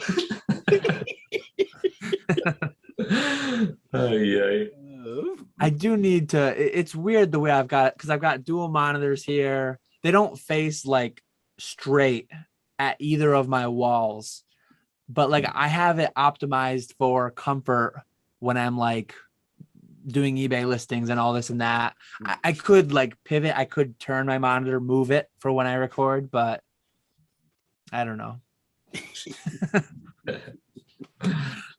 A year and I'm still slacking on a lot of that. I have come a decent ways though. Like my first podcast, what is this? 26, right?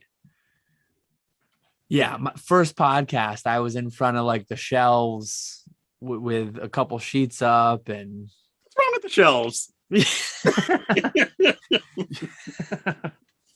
Wait, so is this your 1 year podcast? It's like it's weird because it's the 26th episode. We do every other week, so there's 26 chunks of 2 weeks in a year. But like episode 27 will be close to what was the day? I actually just looked at it the other day. Let me scroll up. This podcast is going to go live. We're recording at 1 a.m. Eastern right now, so it's going to go live today, the 10th. Our next podcast, episode 27, will go live the 24th. Our first episode went live the 26th, March 26th of 2021. So for anyone, what are we going on? 3 hours almost? Yeah, just about 3 hours. For anyone here, 3 hours in, I think I might do a live on my channel. I've still never done a live on my channel. I think I might do that on the 26th for my 1 year.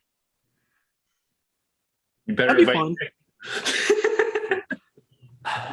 Maybe he'll be invited. I don't know. We'll see. Oh man. But yeah, it's just about a year now. Crazy. It is. It is. Time flies. Time certainly flies. It has been a fun year too. Yeah. But that's all I got. I think a 3 hour podcast is good 3 enough. hours is probably plenty. Yeah. We answer all the questions. As always, some great questions, and thanks for coming on, Brennan. Yeah, yes, thank you. We're thankful for having had Chris too to recap the events at Orlando. But yeah as always, a day ago already. Yeah, he's been gone longer than he was here. 3 hours in. Yeah. Crazy how quick the 3 hours go by too. Like such a great time chatting. Not as great as like in person at Orlando, but still a great way to interact with the hobby is directly on chats like these, directly interacting with other people in it. Oh yeah, definitely. I look forward to these chats. Yep. And I look at my analytics. We do like 30% of the viewers, they stick it out till the end. So I know we do pretty good for the few hundred of you still here. It's crazy to think that it's that many people, but even the people who ducked out 10 minutes in, we really appreciate everyone who watches, and yeah, it's always a good time. It is indeed. And we will we'll see you in 2 weeks. We've got some more guests lined up. I don't know if we're gonna have them for the next one, but we'll see how it works out, and then potentially the live for the 26th. But yeah, as always, leave your questions below for the next podcast. We had 16 of them today, and we hit them all. So we're still doing good about hitting all the questions. If we 10x from here and start getting 50 questions, 100 questions, we'll have to come up with a different system. But for now, we hit them all. So yeah. Thanks for watching. We'll catch you all later.